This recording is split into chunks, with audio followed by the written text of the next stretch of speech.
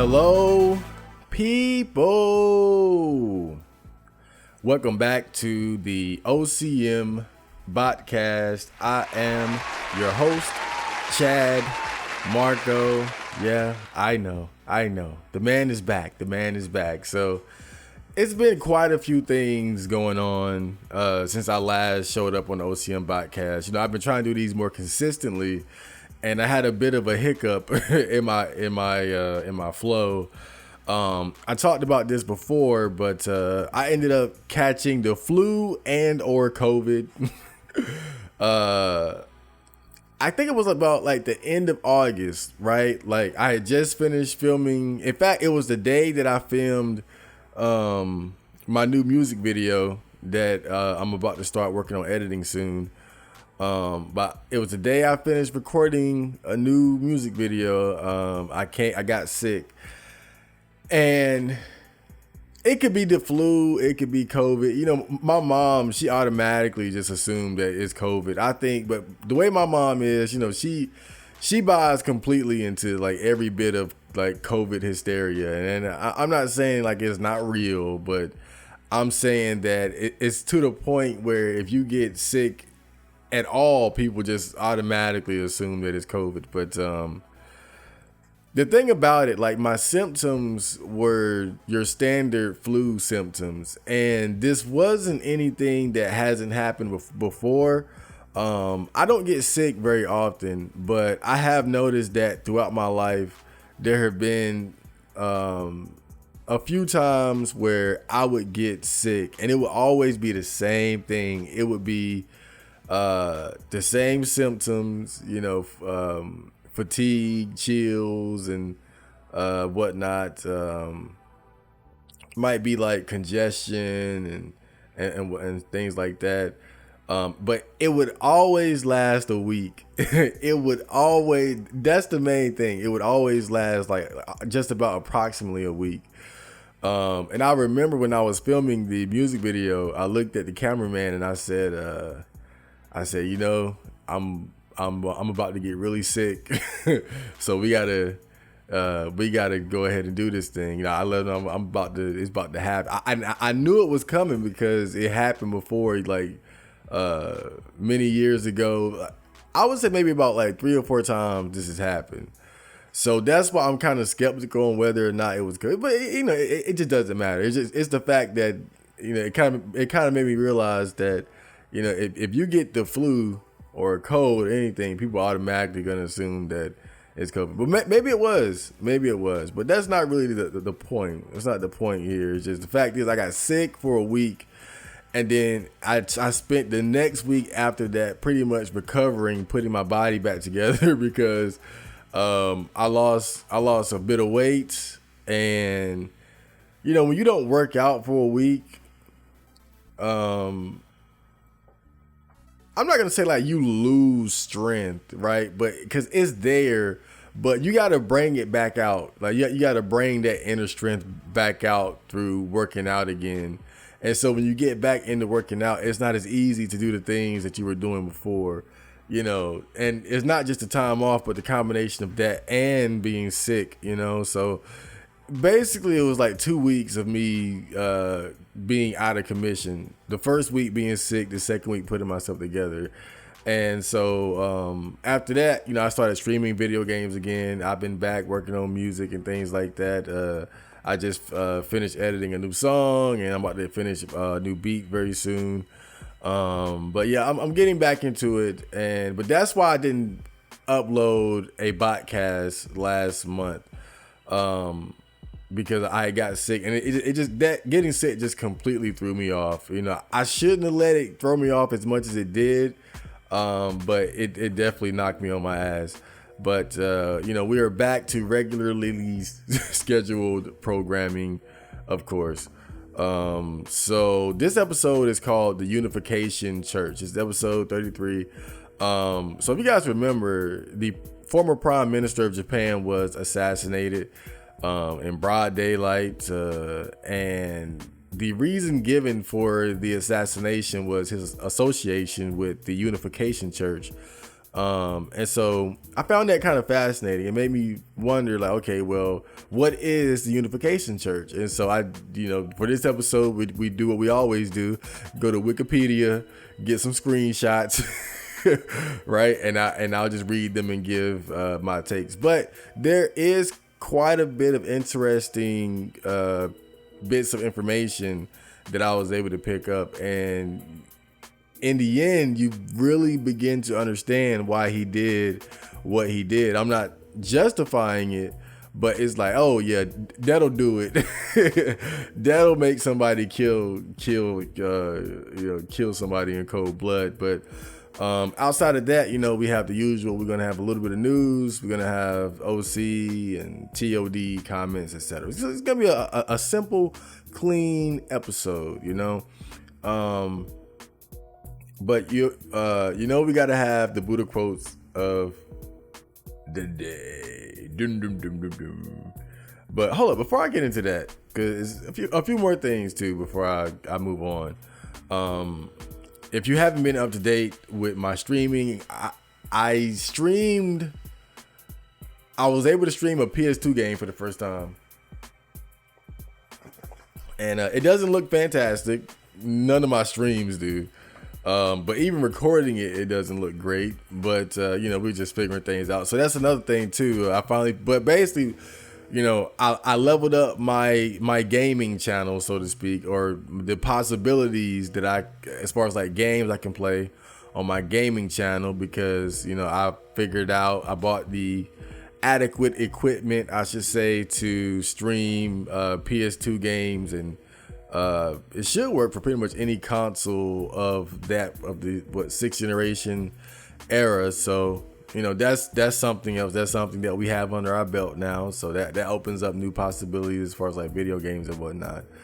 But something interesting also happened with my job. You guys know I've been working part-time as a janitor pretty much for a friend of mine's cleaning company. And man, I thought I was going to become a NEET once again. It turns out that I don't want to put all their business out, but the wife of my friend is the one who pretty much is running the company. But before her, it was her mother. And her mother passed away, and then, the company got passed down to her. And then soon after that, my sister got hired there. I got hired there. And, the rest is history. But for whatever reason, and it's still, we can only speculate. We don't know exactly what's been happening, but, she has been mismanaging the business. She's been mismanaging money and whatnot. And it got so bad to the point where, she was basically paying us late, right? So, because we get paid every 2 weeks, and it used to be we get paid like on time every single pay period.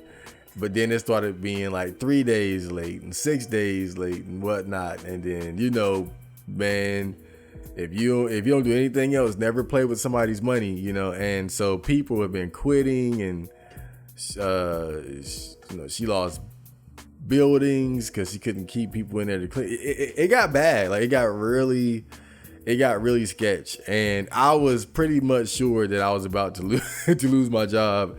But it seems like things might be stabilizing, because pretty much she's giving up the majority of the cleaning contracts to somebody else, who is essentially going to be taking over like over half of the business, and just leaving her like the easy contracts that she can actually handle, right? But that was basically like the big scare, because I really do like this job. I like it because it doesn't consume all my time. It's an easy job, and you don't have to deal with a lot of annoying people, right?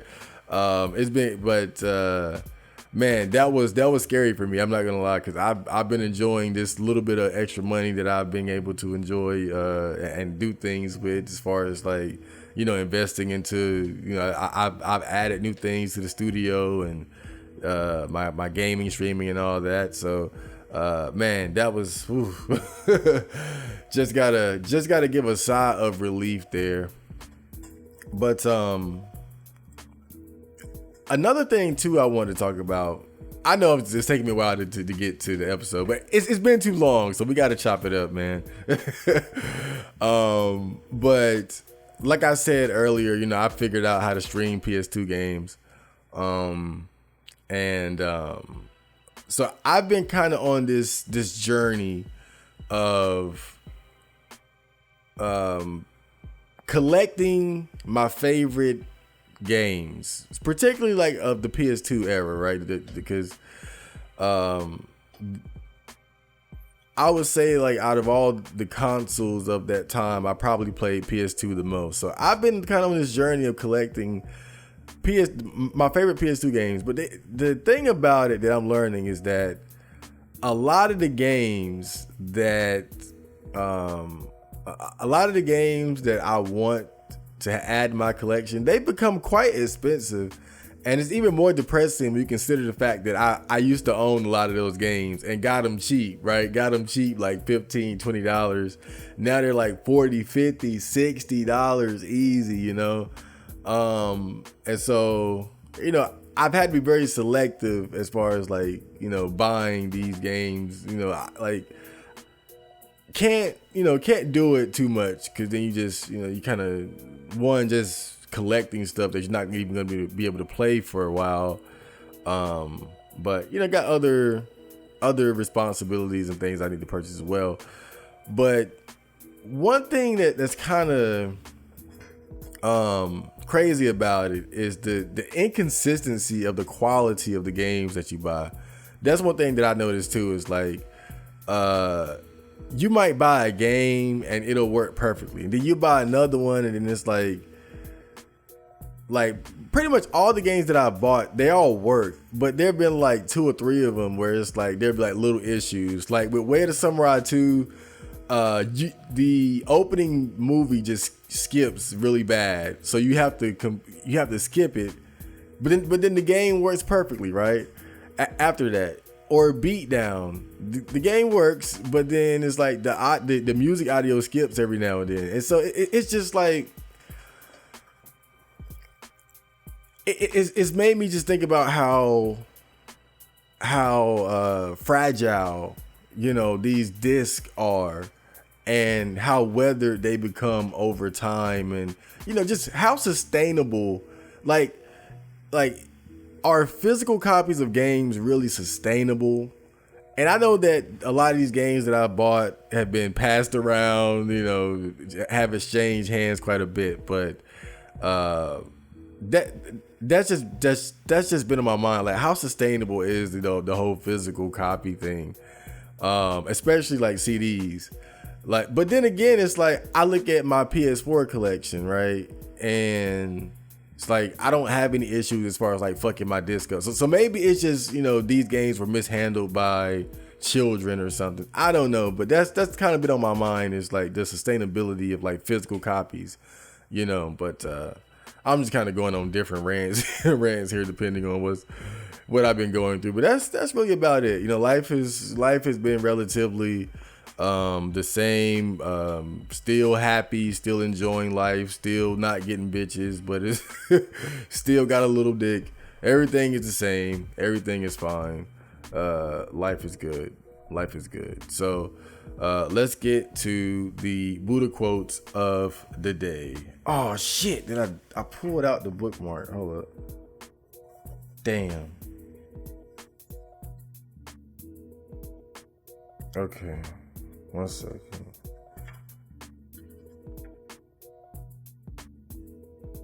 Okay. So here we are. So the first quote is, "When wisdom arises, it dispels the darkness of ignorance, generates the illumination of knowledge, sheds the light of cognition, and makes holy truths stand out clearly." So this one seems pretty straightforward. When wisdom arises, it dispels the darkness of ignorance. Showing the value of just knowing better, knowing right from wrong, having the wisdom to be able to discern different situations and, how, because even looking at my own personal life, I think that, some would call me wise, right?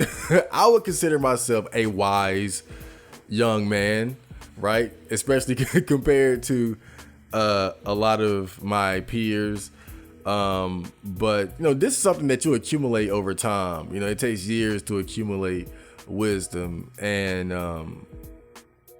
obviously I've been developing my body, but I think developing my mind has probably been more more beneficial than anything else, because again, as you accumulate knowledge and wisdom and understanding, it just makes life better. It makes everything much more clear.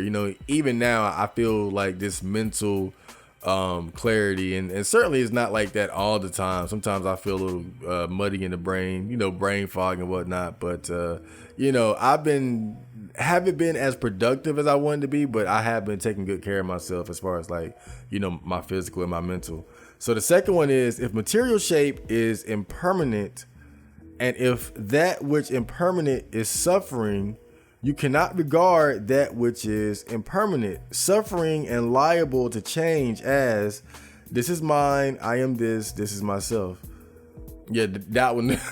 Oh, I'm so wise. This one flew right over my head. If material shape is impermanent, and if that which is impermanent is suffering, you cannot regard that which is impermanent. So I think this is kind of talking about how you always hear about how you should be detached from certain things. I remember when I was reading this book, and this guy, he was kind of talking about this, about, not being too attached to material things. And he kind of gave this funny example where he was like, if you come home and your television has been stolen, just be like, oh, the universe took back its TV, right? Just not being too attached to material things, because now I'm assuming that impermanent means temporary, right? And so you get attached to temporary things that you can't really hold on to forever. Obviously, that's going to lead to you becoming upset. But I don't know how detached you can really be. Being detached from a TV is a lot different from being detached from other human beings. Can you achieve a level of detachment from your loved ones and things like that, and is that even healthy? But would your loved ones be categorized as a material thing too? So I don't know. This is mine, I am this is myself. I like that, even though I don't know what he's talking about. But those were the Buddha quotes of the day. And with that, we're going to move on to the news segment. Now, this news is old because, like I said, this episode was meant to be put out like last month, and I got sick, and it was already prepared and everything pretty much. I just never got around to recording it because cough, cough, cough. So this is news from last month. But I'm gonna take a quick pause and then start it back up. So give me a second. Okay, so now we are doing the news. Give me 1 second. Let me just pull it up. So again, this is big news last month or so. But I still want to talk about it because I think it's pretty important. So FBI searches Trump's Florida home as part of presidential records probe. Yes. So let's get right into this article here. So Palm Beach, Florida, August 8th, Reuters. So former President Donald Trump said FBI agents raided his Mar-a-Lago estate on Monday and broke into his safe in what his son acknowledged was part of an investigation into Trump's removal of official presidential records from the White House to his Florida resort.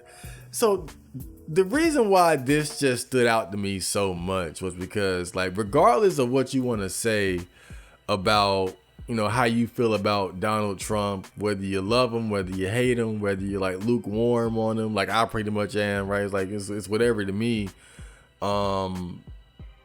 This is significant when you have a former U.S. president having his home being raided by the goddamn FBI, right? Like this takes like we haven't seen anything like this as far as I know. Like, correct me if I'm wrong, but like since Richard Nixon and Watergate, as far as like the government, the state saying, hey, the president is a criminal. I mean, because you don't do stuff like this unless there's some type of like wrongdoing or criminal activity on the part of the president. And so this is just, I'm not gonna lie, I'm gonna dig a little bit into my conspiracy bag here, because I do listen to Alex Jones. And I always take what he says with a grain of salt, right? But, you know, if you listen to Alex Jones, then, you know, he has this big thing again about, you know, this new world order situation. And one of the things he talks about as far as like America's involvement in this is that like the FBI is almost like one of the arms of the American section of the New World Order, right? Like the FBI is kind of like the goons, so to speak, for, you know, the United States chapter of the New World Order. And so when you see this FBI searches Trump's Florida home as part, right? It like when I see it, because again, I'll listen to Alex Jones, but I kind of just put it to the side because a lot of the shit that he says sounds so outlandish. But then when you see stuff like this, and it's like, didn't he talk about how FBI was, right? and it's just like it. And then on top of that, just the way Trump was so demonized and attacked within mainstream media, right? Obviously, the powers that be were completely against Donald Trump, right? And again, this is whether you love him or hate him, that's just what it was. And so when I see stuff like this and I connect the dots and I remember the different, like, I don't even want to say conspiracies, but really more so theories and you know, the opinions and perspectives that I've seen put forth by people, you know, like Alex Jones, or even goddamn people like Gutex, you know, like the fighting game guy, you know, some of the shit that he posts on Twitter and shit. You know, I see it and I'm like, oh, that's interesting, but I don't know. But then stuff like this happens and I'm like, okay, there might be something to all this craziness. But let's continue and see what the hell is going on. So the unprecedented search of a former president's home would mark a significant escalation into the records investigation.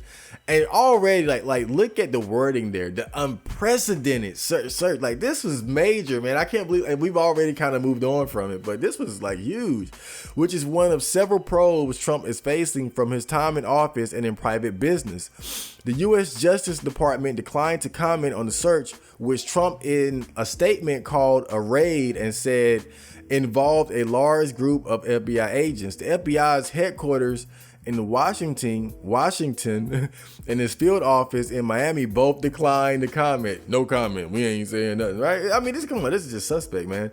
And so the U.S. Justice Department, because, you know, narratives are always important in the way you word things. The U.S. Justice Department declined to comment on the search. So for them, it's a search. Trump calls it a raid, right? And so, like, already you have like this, because search and raid are just different, right? And so again, it's about how you spin it. You see one side spinning the story one way and the other spinning it the other way. And it's like, how do you really look at it, you know? And I think that's going to be big moving into the future, right? Because I believe when you look at the battle of ideas and whatnot, you know, in our society right now, narratives are so important. and how you word something. Like, you could take something, and I'll just throw out like a random, like a completely random figure just off the top of my head. Let me just dig in the bag real quick.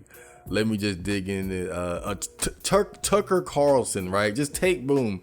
Tucker Carlson, he gets caught up in like some type of scandal or controversy, right?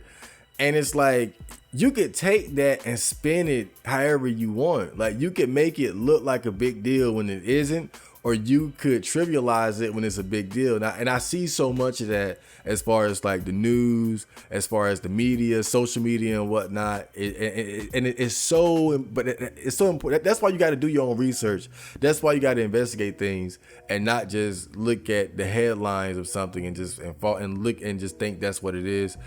Eric Trump, one of the former president's adult children, told Fox News the search concerned boxes of documents that Trump brought with him from the White House, and that his father has been cooperating with the National Archives on the matter for months. So obviously you got to wonder, like, what were in those boxes of like what type of documents were in those boxes? Because on the surface, it doesn't seem like it would be a big deal, right? You're the president, right? And I'm sure there's a lot of paperwork. There's a lot of things that you got to read over and look at. You know, on the surface, what's the big deal as far as like removing documents from, I would think that maybe they're worried that it's like some classified stuff or like sensitive information. But then you could also say that maybe Trump just accumulated a lot of documents that were of interest to him that might not be of that might not necessarily be of threat to like national security or something like that. A source familiar with the matter also confirmed to Reuters, and excuse me if I'm saying that wrong. Routers. I'm gonna say Reuters. The raid appeared to be tied to Trump's removal of classified records from the White House. So there you go. Now, are they classified or are they not? And I think obviously I would say Trump would probably deny that. Right, but we would have no idea. Trump said the estate is currently under siege, raided, and occupied. He did not say why the raid took place. After working and cooperating with the relevant government agencies, this unannounced raid on my home was not necessary or appropriate, Trump said, adding, they even broke into my safe.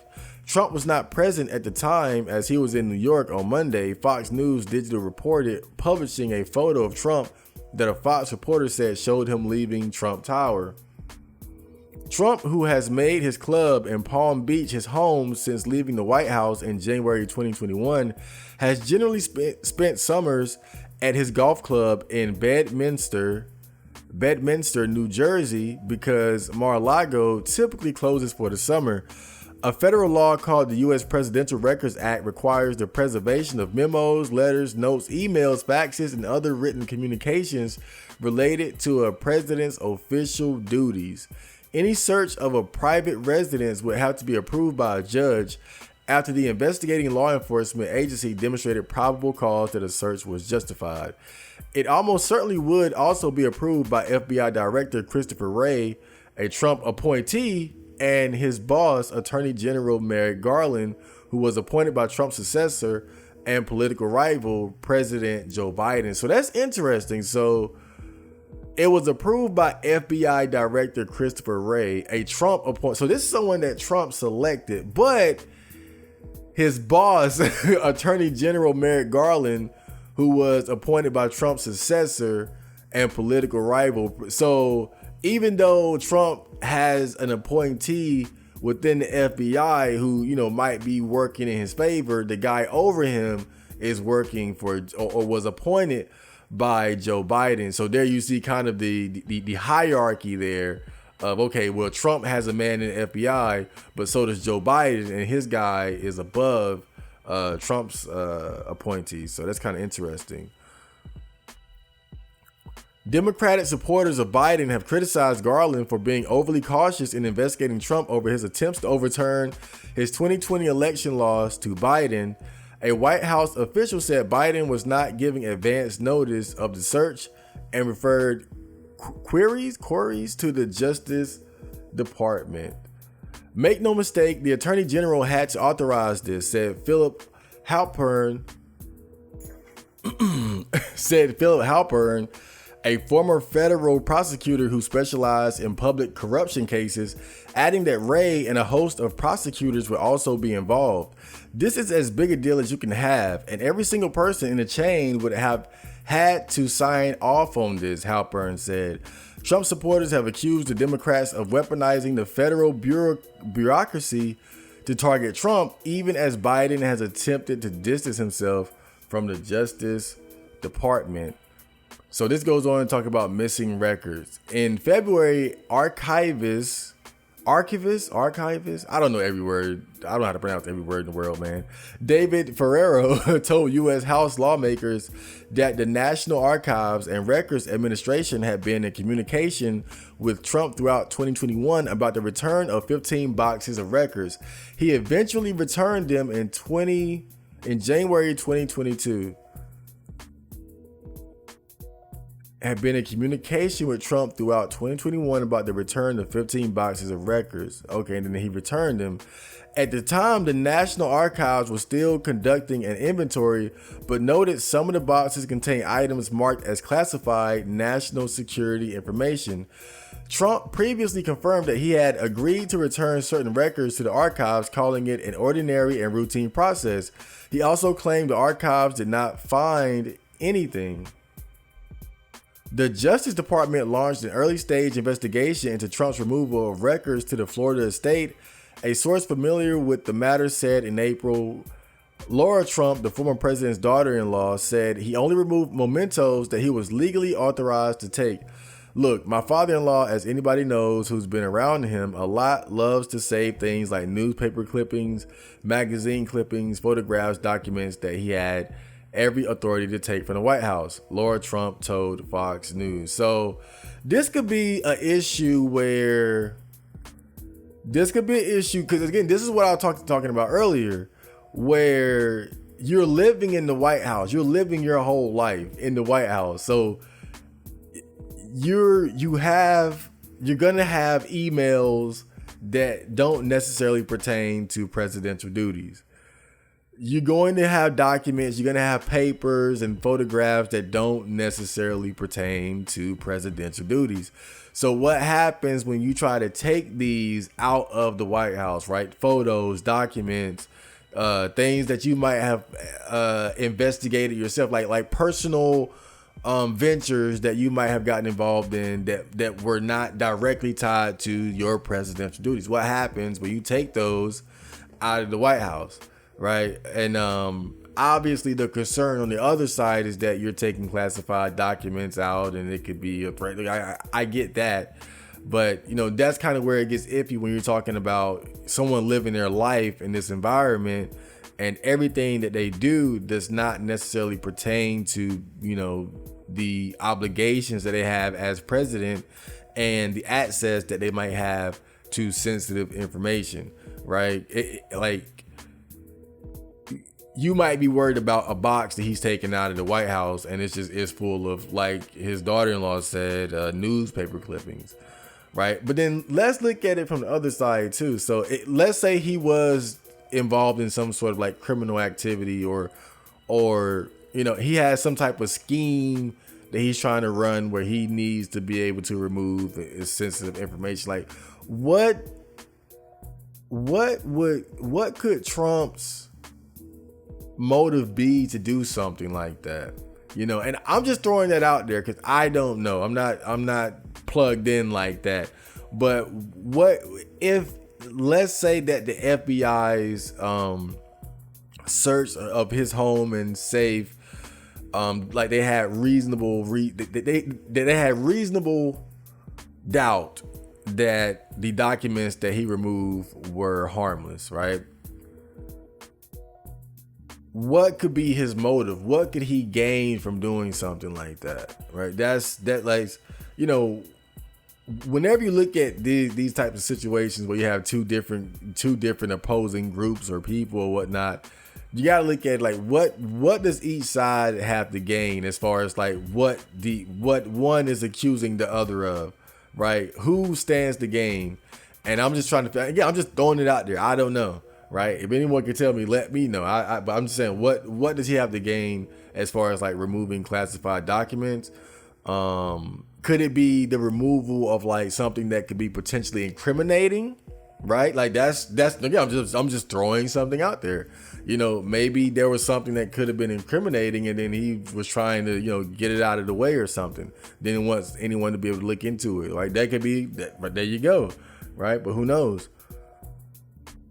So several dozen Trump supporters gathered near Mar-a-Lago, which is steps from the ocean, and where several men stood guard next to a dark sport utility vehicle.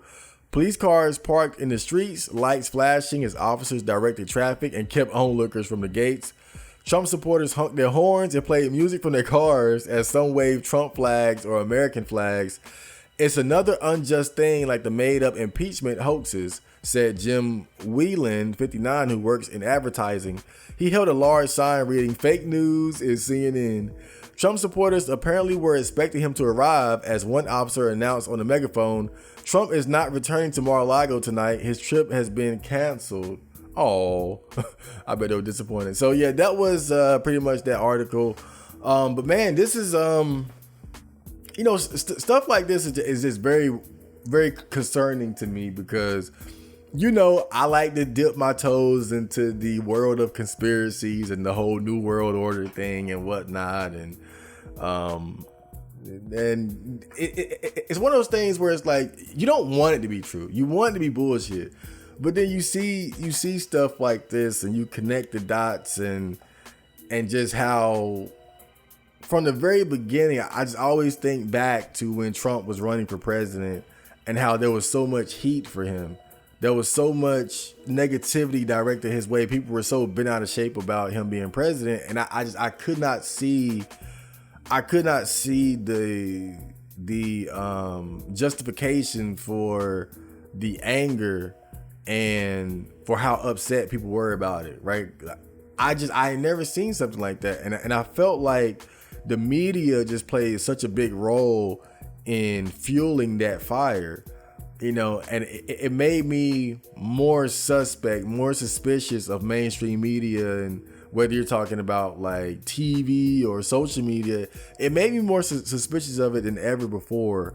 And it made me realize that, you know, just for example, you look at a huge news network like CNN, which was overwhelmingly and adamantly against Trump, but you would think that there would be more of a balance there. You would think there would be like at least like 60% anti-Trump, 40% pro. For this man to become president of the United States, that's a lot of support. You don't become president of a country without significant support or significant corruption. And it never made sense to me how entire news networks could be against this man. How it really showed how imbalanced things really were, how one-sided, how like when the biggest news network in America is so one-sided, you know, that's concerning to me. And when I see stuff like this search or raid, whatever you want to call it, it's just, again, it's another dot. Or it's kind of like that picture of Charlie from Always Sunny in Philadelphia when he's doing like the whole conspiracy thing. Like it's another connection. I'm just like, oh God, right? This is just it's worrying, but you know, I have my hands full just trying to you know, get my own life together. So I don't always have the time to properly investigate and figure things out. But my whole thing right now is just, I try to keep one ear to what's going on in the world as far as things like that, like things like this, but also, just trying to make sure I continue to develop myself as a man so I can be prepared for whatever might happen in the future. And that's what I encourage everybody to do. Whether you believe in these conspiracies about the FBI or the NWO and, you will eat the bugs and you'll be whatever, right? It's the main thing is, be ready, make sure you're ready mentally, physically, spiritually, financially, material, whatever the fuck, in every way that you possibly can, because, who knows what's gonna happen in the immediate future. So yeah, man, just stay strong. That's the message here. Stay strong, guys. So that was the news for today. And next we're going to have some OC, and then we're going to get to the main topic. So stay tuned.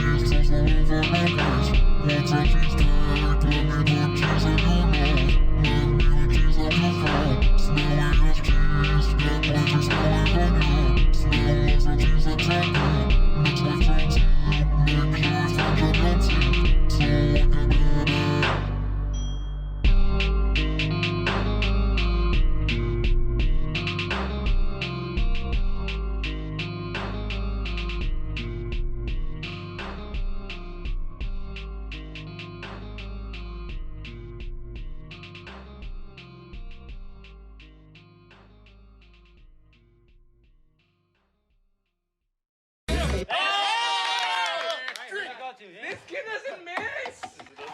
He's got a good check. Island Park, yeah, it's real, but we the main appeal. I just came to steal the show and take a meal to go. Leak the goat when he deep within the zone with my people in the O. And we getting kinda blown past the later though. Extendo, sparked it in the Carolina coast. We run shit at the function, you too shy to go.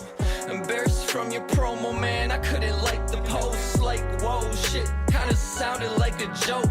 Get the message, disrespecting, teach somebody lessons. The Smith and Wesson popping bullets, smacking fools and peasants. We driving fast, they do the right, you make no big impressions. Impressive, stressing, engine wrecking, I just leave dust in seconds. Leaving you peel like an orange, eating sides for breakfast. We don't conceal, we open carry, show our shit expensive.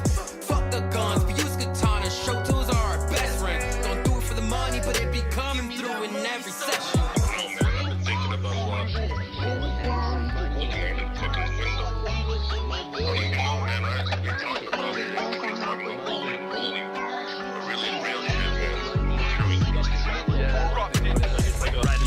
I'm riding the wave. Haters call me by my name. What is you saying? Ain't no debating with me. The price that I'm paying to sleep. Got my opinions about opposition, omitted for being respected. Always in the pressures. They talk about money and whipping Alexis. They want to impress us. They try to contest us, but nobody give a fuck. They act like they giving up.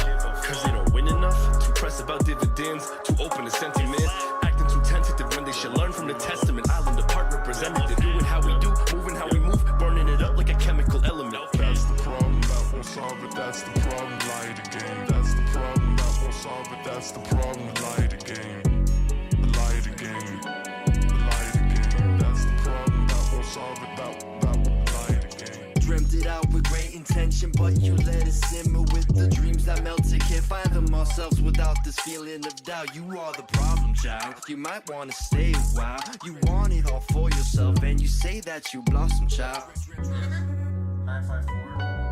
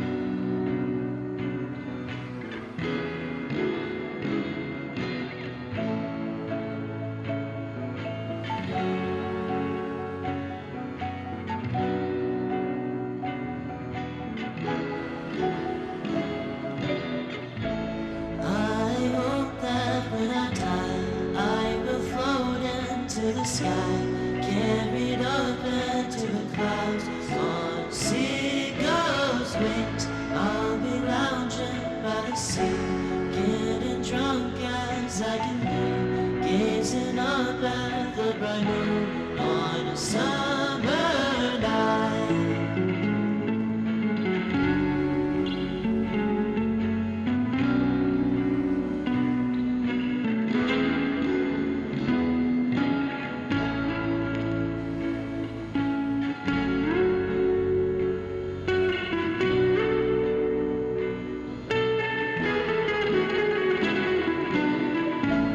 With a woman by my side, or at least a friendly dog, body swept out by the tide, with a smile on my face. No more worries, no more fears. Down the few remaining beers, then I close my restless eyes on a summer night.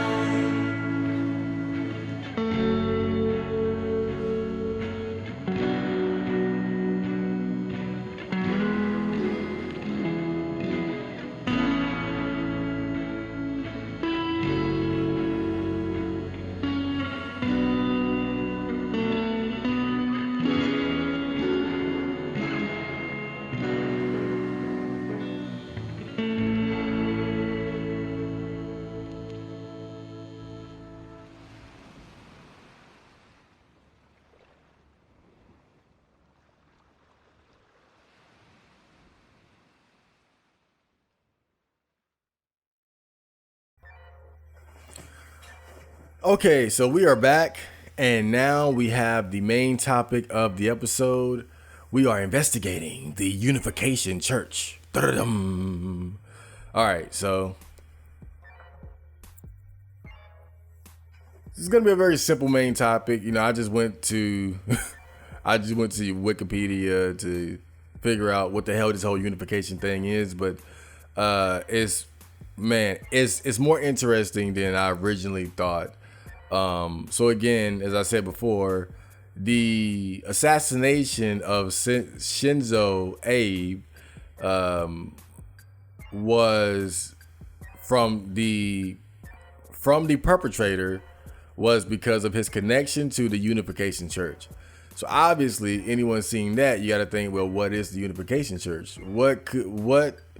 Why would his affiliation to this church lead someone to wanting to kill him? Now, a lot of those details are already out, but I think that when you look at it, when you connect the perspective of the assassin with the background of the Unification Church, it kind of makes more sense. But we'll get there when we get there. We got to start from the beginning. I promise not to make this too long, but we're going to dive into this, man. So let's go. So the Family Federation for World Peace and Unification, widely known as the Unification Church, is a new religious movement whose members are called Unificationists, or more widely known as Moonies. It was officially founded on the 1st of May 1954 under the name Holy Spirit Association for the Unification of World Christianity in, Seoul? Hold up. Give me a second here. 1 second. I gotta...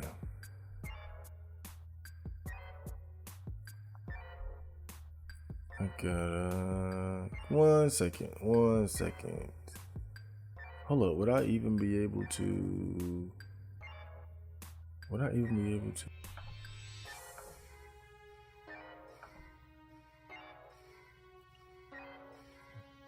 Sounds like Sal.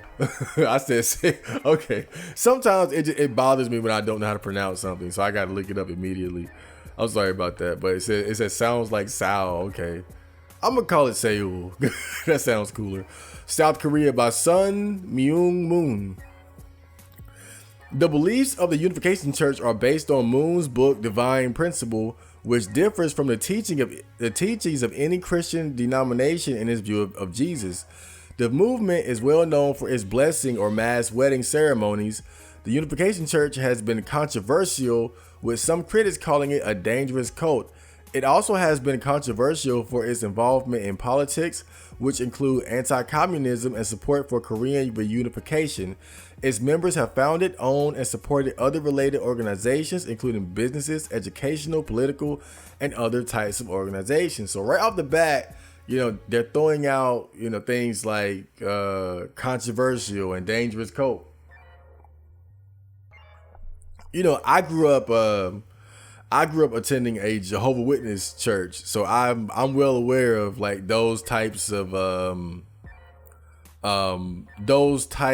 labels being applied to the religion you have to be a part of. Now, I never took to that particular religion. That's just what I was raised in. But yeah, I think y'all got to take things like that with a grain of salt, because I can't speak for every goddamn Jehovah's Witness church in the world, but I know that the church I went to was chill as fuck. Like when people call like Jehovah's Witnesses like cultists and shit, it's really weird to me. Like I didn't even take to it. I never like completely joined. I was just raised in it, but never necessarily, I guess, like, believed in it and continue to involve myself with it.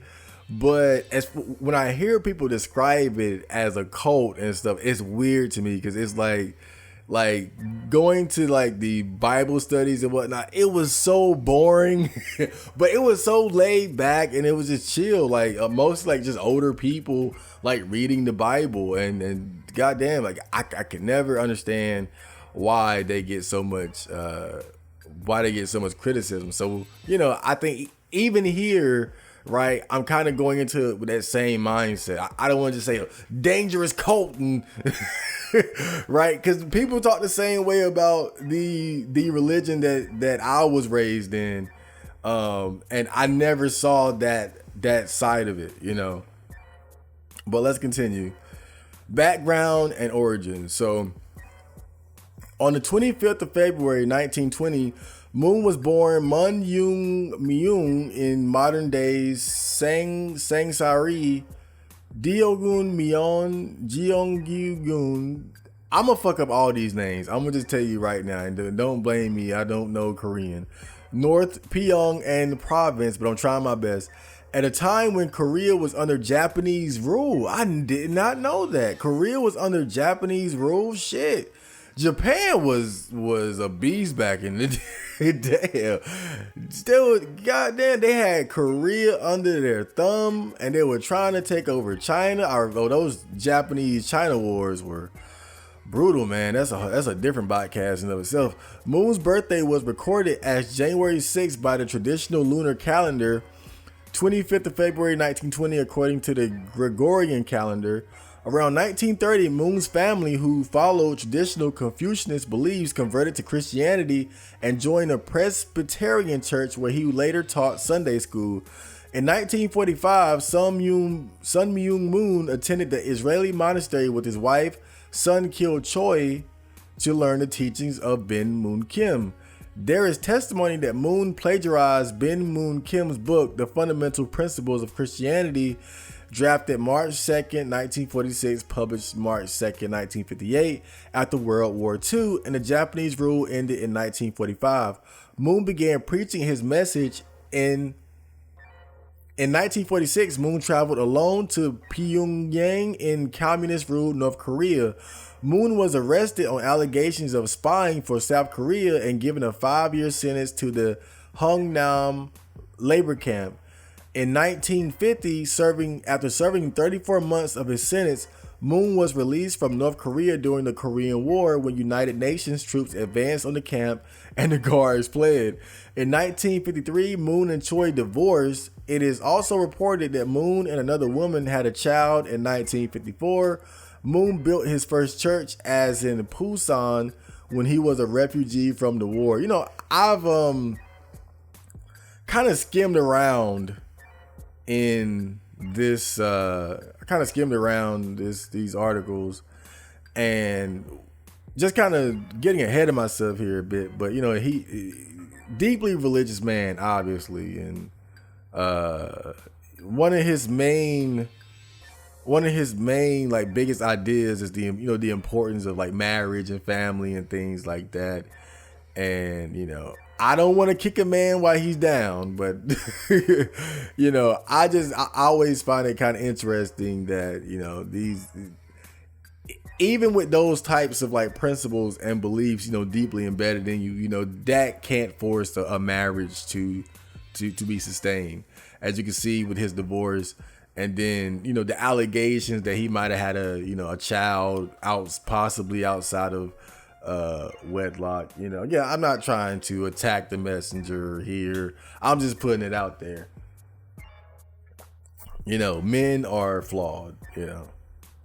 Holy Spirit Association for the Unification of World Christianity. Moon founded the Holy Spirit Association for the Unification of World Christianity in Seoul. I'm calling it Seoul. On the 1st of May 1954. It expanded rapidly in South Korea, and by the end of 1955 had 30 centers throughout the nation.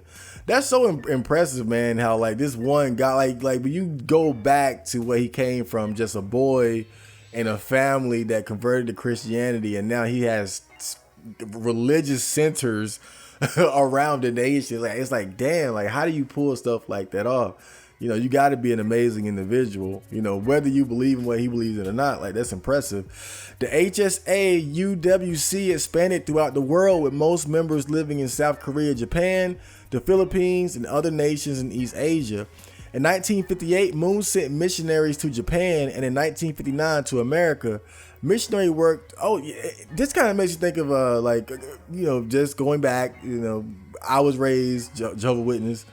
And they do a lot of that missionary work too, but in America, Jehovah's Witnesses are known for like going door to door with pamphlets and books and stuff like that. And they still do that. I think, because of COVID and lockdowns, they slowed down with that.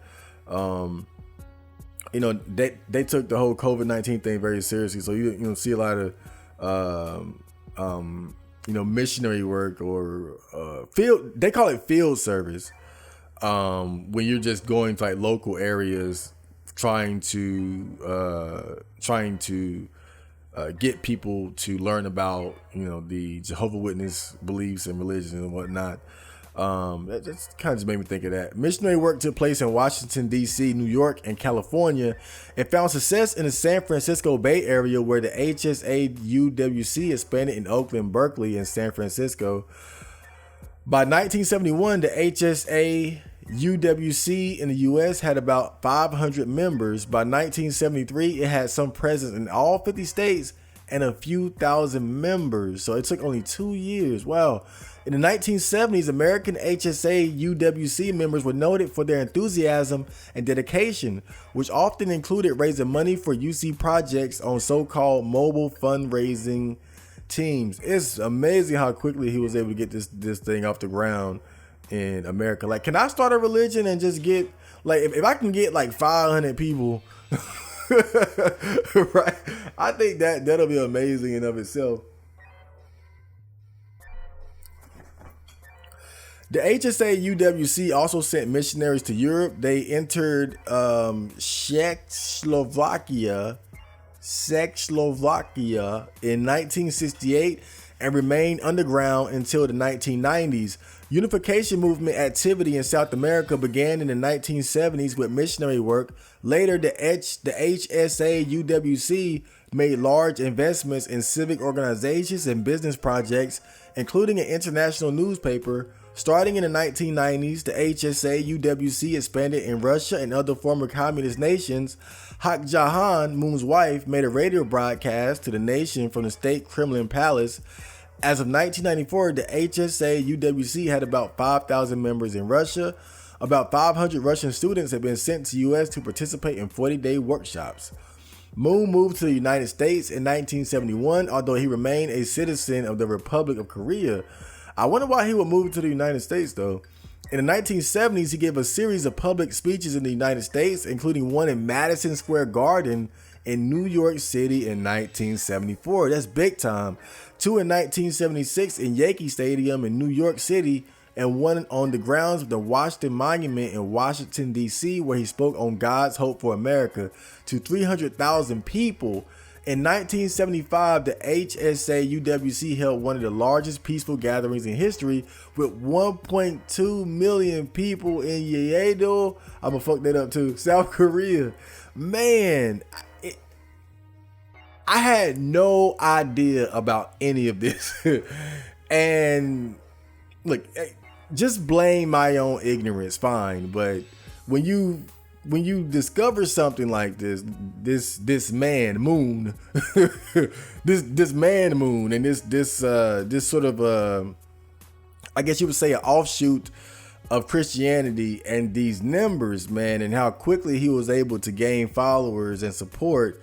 I mean, it's man, I don't get it.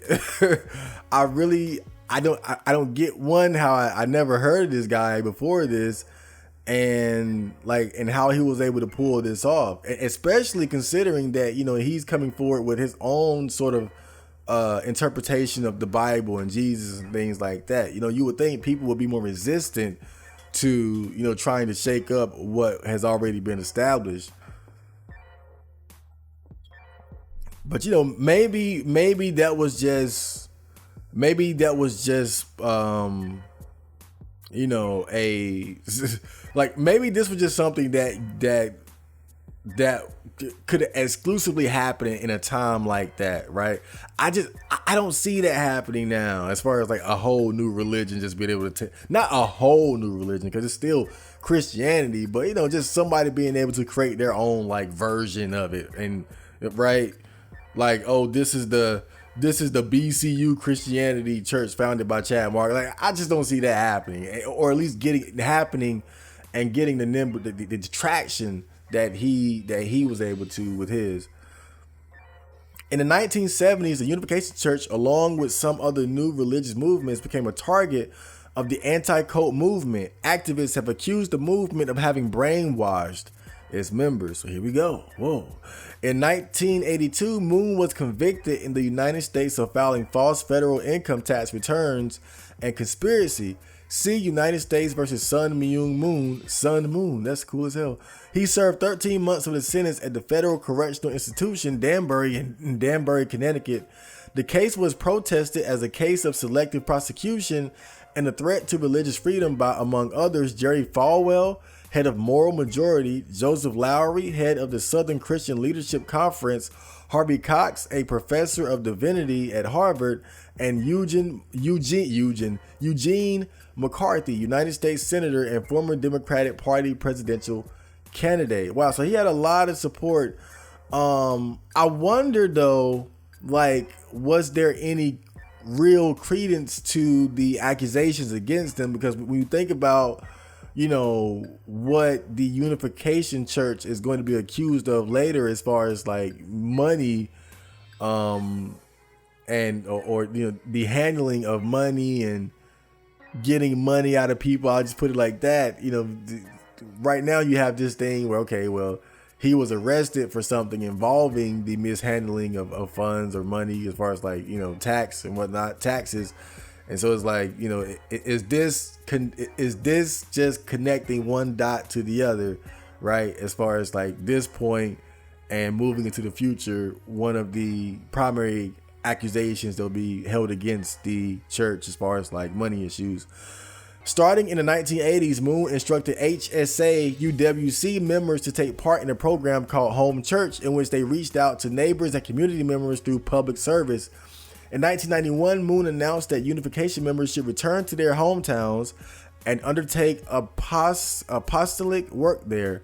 Massimo Entreving, I have no idea what that is, a scholar of new religious movements, said that this confirmed that full-time membership is no longer considered crucial to movement members.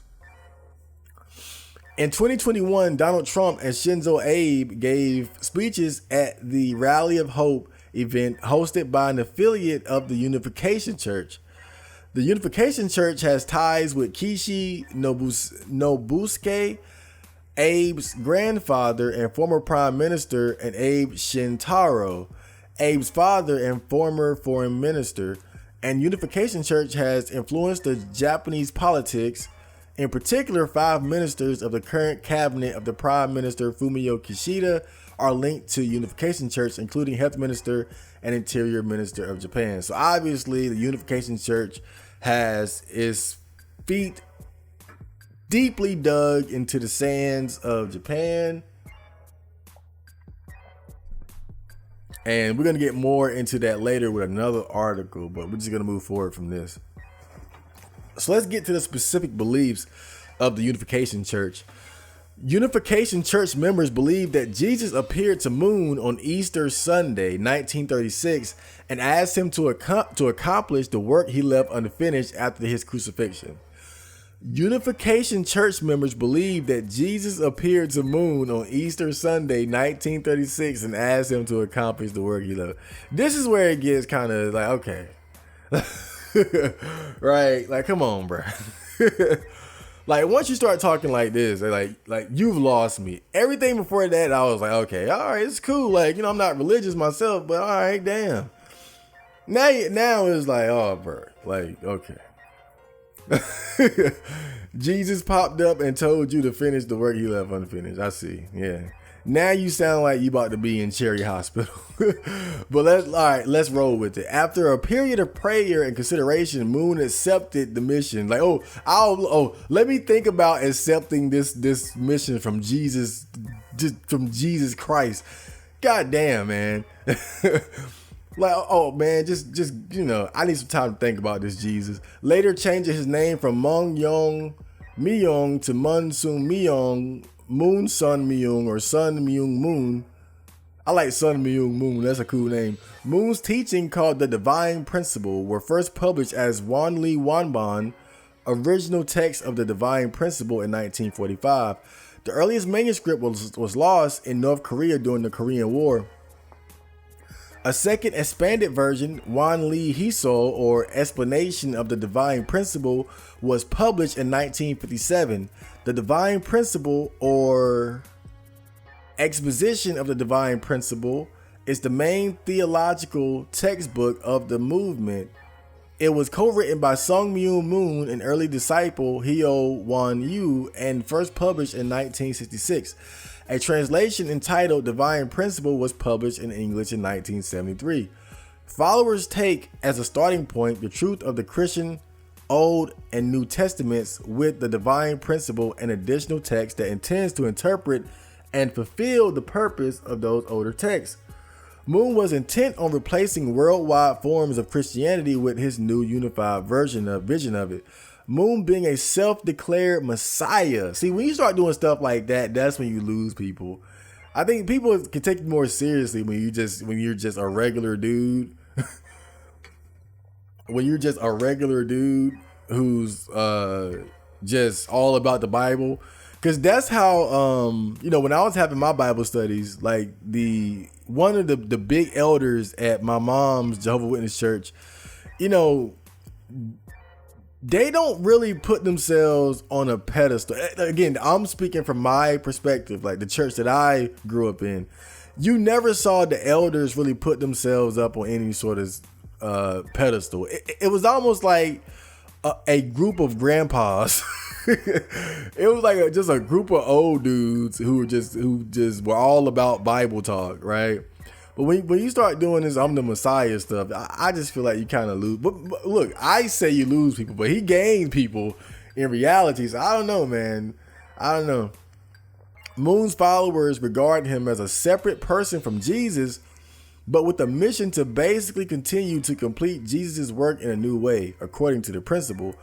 The Divine Principle lays out the core of UC theology and is held by its believers to have the status of Holy Scripture. Following the format of systematic theology, it includes 1, God's purpose in creating human beings, 2, the fall of man, and 3, restoration, the process through history by which God is working to remove the ill effects of the fall and restore humanity back to the relationship and position that God originally intended. The blessing ceremony. So the Unification Church is well known for its mass wedding or wedding vow renewal ceremony. It is given to engaged or married couples. Through it, members believe the couple is removed from the lineage of sinful humanity and grafted into God's sinless lineage. According to their belief in a serpent seed interpretation of original sin and the fall of man, that Eve was sexually seduced by Satan, which has since contaminated the human bloodline. The first blessing ceremony was held in 1961 for 36 couples in Seoul, South Korea by the Moons shortly after their own marriage in 1960. All the couples were members of the church. Moon matched all of the couples except 12 who were already married to each other before joining the church. Later blessing ceremonies were larger in scale but followed the same pattern. All participants were HSA UWC members and Moon matched most of the couples. In 1982, the first large-scale blessing of 2,000 couples outside of Korea took place in Madison Square Garden, New York City.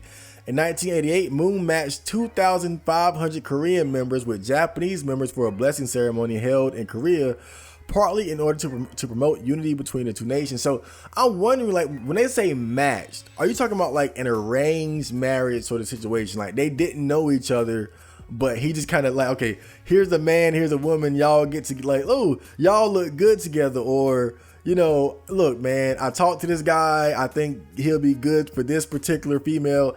I know he couldn't individually like assess everyone's like compatibility or something like that, but I'm assuming he has people helping him with this whole matching process. But I'm just wondering, like, how much say do you have? Like, is it just like I show up and I get a wife, I show up and I get a husband? Like, well, how does it actually like work? Like, is it just like, oh, like you don't even know this person and now all of a sudden you're expected to get married? Like, I don't know. In the 1990s, Moon allowed the blessing to be given to other people besides Unification Church members. This liberalization led to a great increase in the number of blessed couples, with most of them having been already married and not Unification Church members. It is possible for any blessed couple to give the blessing to other couples, and this is being done in many cases by ministers of other churches who have received the blessing through their association with the Unification Church. Ministers of other faiths, including Judaism and Islam, have served as co-officiators at blessing ceremonies presided over by Moon and his wife. I mean, that's big time. You got people from other religions who are like, yo, I'm down with this. Since 2001, couples blessed by Moon have been able to arrange marriages for their own children without his direct guidance. Obviously, it would have to turn into that. You can't have this old dude right, it gets so out of hand. He can't really preside over all of these ceremonies and shit. You know, I'm sure he had a busy schedule by this point. Moon's practice of matching couples was very unusual in both Christian tradition and in modern Western culture, and attracted much attention and controversy. Obviously, the blessing ceremonies have attracted a lot of attention in the press and in the public imagination, often being labeled mass weddings. However, in most cases, the blessing ceremony is not a legal wedding ceremony. Some couples are already married, and those that are engaged are later legally married according to the laws of their own countries. The New York Times referred to a 1997 ceremony for 28,000 couples as a marriage affirmation ceremony, adding the real weddings were held later in separate legal ceremonies. So it's not technically a mass wedding. It's more like just really kind of a matchmaking ceremony where you put people together as a couple, and I guess they're sort of like making the commitment to marry each other, which is done at a later date for the most part, right? So it's not technically a mass wedding, but I mean, let's face it, like you already, once you arrange and put the people together, right, it's pretty much a done deal, I would assume, at that point. But you see how it says Moon's practice of matching couples was very unusual in both Christian tradition and in modern Western culture, and attracted much attention and controversy. Obviously, because now, you know, in our culture, even going back to when we were more traditional and conservative, you know, from what I understand, we never really practiced arranged marriage to that extent, right? It seems like before, like now it's a free fall. It's crazy, you know, still depending, but it seemed like back, like as far as like our culture is concerned, like if there was any sort of like arrangement of marriage, it was more like a status thing, where it's like, you know, you dated within like your particular class, and just kind of like when I think back, just to for example, John F. Kennedy and how he met his wife Jackie Kennedy. You know, when you look at that whole courtship and whatnot, it was very much like this class-based thing. Like it wasn't arranged like from birth, but it was like they were just in a similar class and they were attracted to each other and in one thing. Like that's kind of how it works. Like in our culture, it's rarely do you see like literally like, okay, at 8 years old, it was decided that, you know, little Chad Marco would marry Samantha, right? You don't see stuff like that. But there was this guy that I went to school with, he's Middle Eastern, right? I'll put it like that. And he had an arranged marriage. Like even in high school, he knew who he was going to, like we all knew that it was him and this girl, right, who were going to get married once they got out of high school. And that's exactly how it happened. And they're still together, right? So moving on, Mary Farrell Bednarowski says that marriage is really the only sacrament in the unification movement. Unification is therefore views singleness as not a state to be sought or cultivated, but as preparation for marriage. Premarital celibacy and marital faithfulness are emphasized. Adherents may be taught to abstain from intimate relations for a specified time after marriage. The church does not give its marriage blessings to same-sex couples.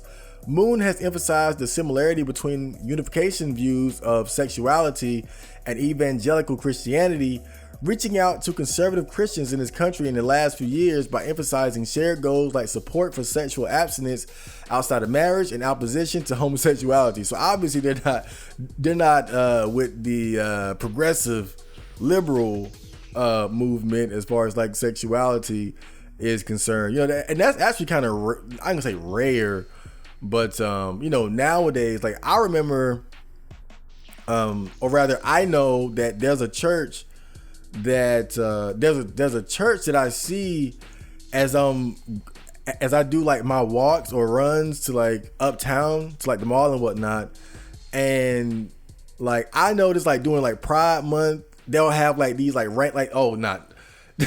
they'll have like 30 different flags, right? Obviously the rainbow, but then the trans flag, like they, you know, that's the sort of thing you see now where you're seeing the blending of like, you know, sex positivity and LGBT acceptance and progressiveness and whatnot blending with the church, right? You see more of that.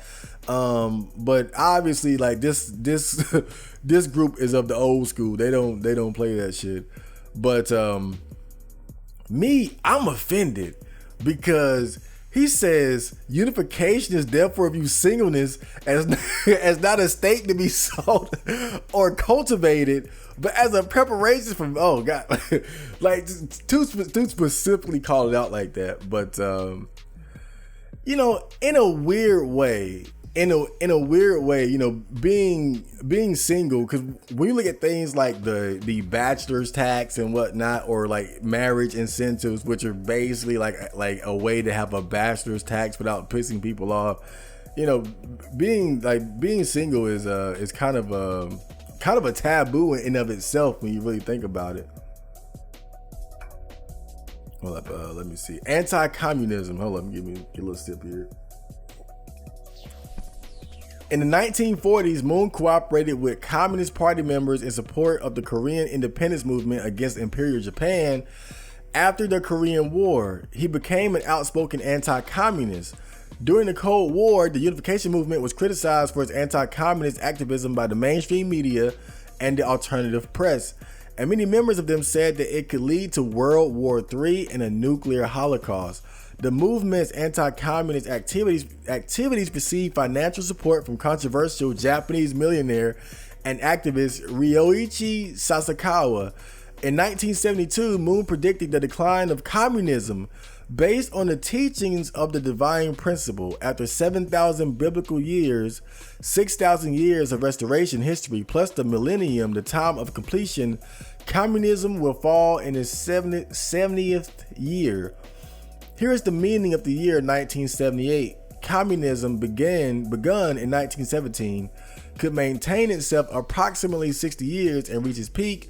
So 1978 is the borderline, and afterward, communism will decline. In the 70th year, it will be altogether ruined. This is true. Therefore, now is the time for people who are studying communism to abandon it. In 1973, he called for an automatic theocracy to replace communism and solve every political and economic situation in every field. That's pretty dope. I mean, you got to look, give credit where credit is due. He called it shit. And he broke it down too. Like, it could maintain itself approximately 60 years if we just, right? Goddamn. In 1974, Moon asked members who lived in the United States to support President Richard Nixon during the Watergate scandal when Nixon was being pressured to resign from his office. They prayed and fasted in support for Nixon for 3 days in front of the United States Capitol under the motto, "Forgive, Love, and Unite." On February 1st, 1974, Nixon publicly thanked them for their support and officially received Moon. This brought the movement into widespread public and media attention. In 1976, church president Neil Albert Salonen met with Senator Bob Dole to defend the HSA-UWC against charges which were made by his critics, including the parents of some members. Okay, so let me get to the next one.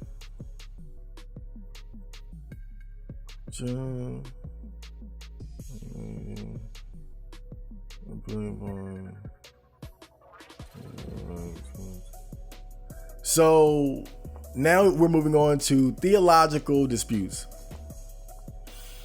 View of Jesus. Central to unification teachings is the concept that fallen humanity can be restored to God only through a Messiah who comes as a new Adam to become the new head of the human race, replacing the sinful parents through whom mankind can be reborn into God's family.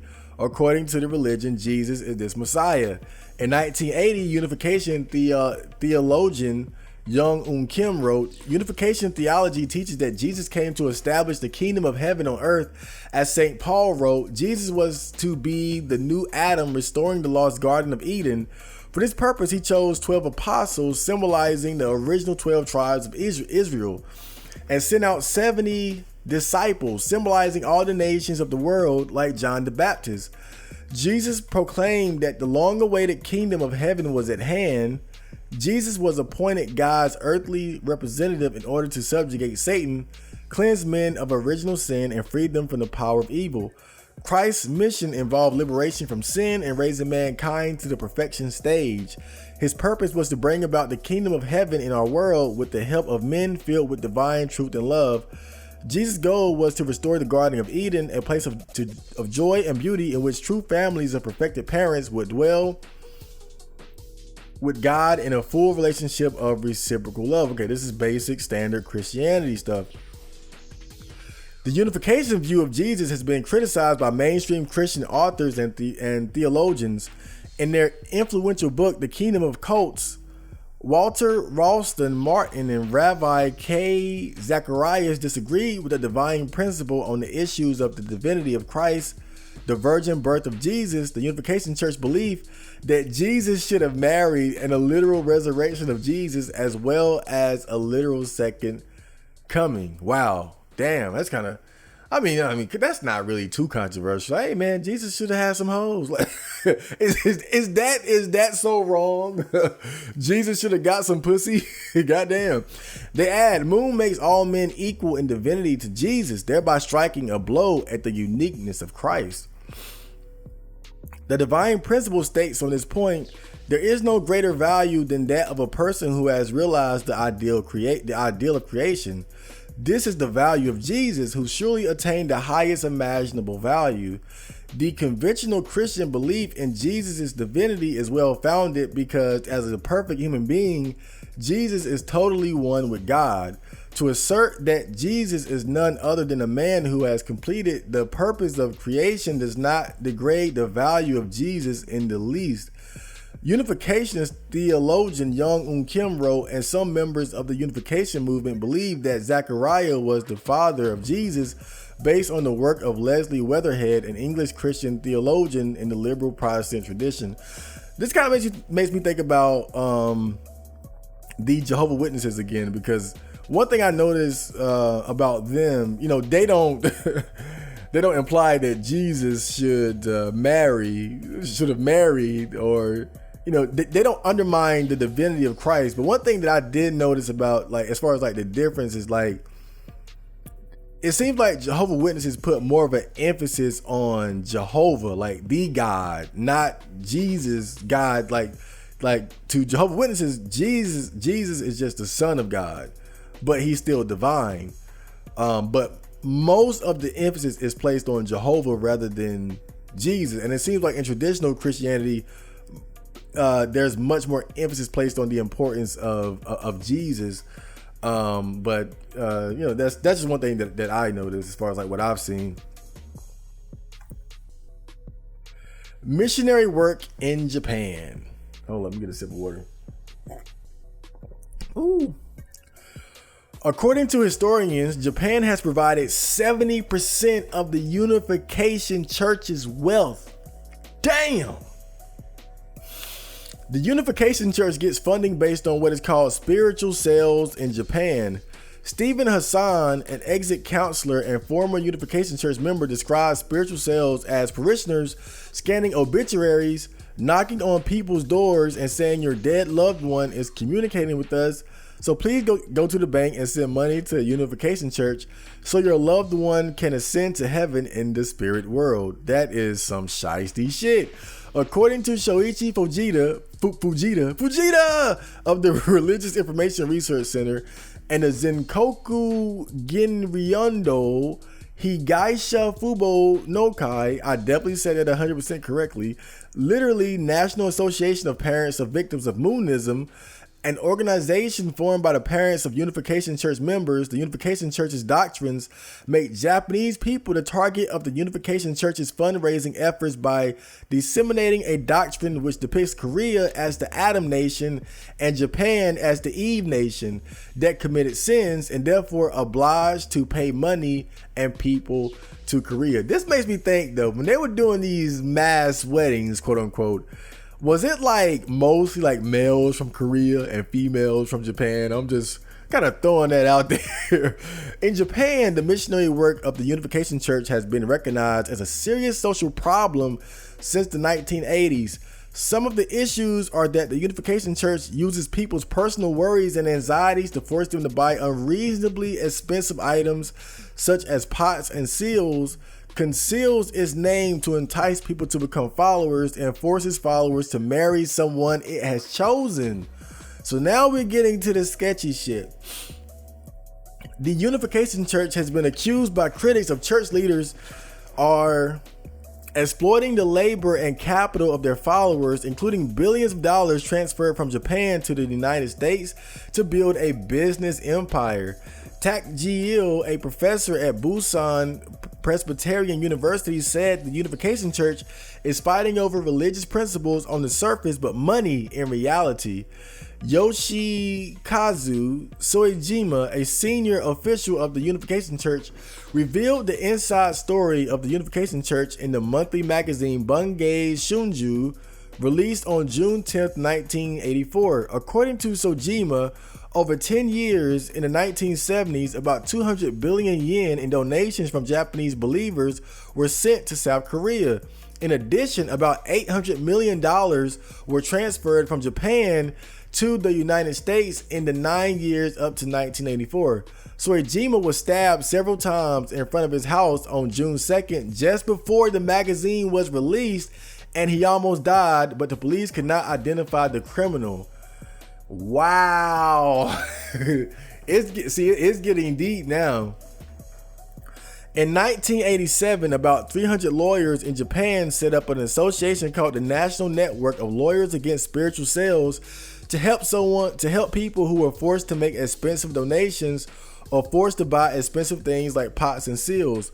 According to statistics compiled by the association's lawyers between 1987 and 2021, the association and local government consumer centers received 34,537 complaints alleging that the Unification Church had forced them to make unreasonably large donations or to spend large amounts of money amounting to about 123.7 billion yen. I don't even have that much money in all my Yakuza games combined. That's a lot of damn money. I know yen is less than, like, it's not like 100 billion yen ain't like a US dollars, but that's a lot of money, goddamn.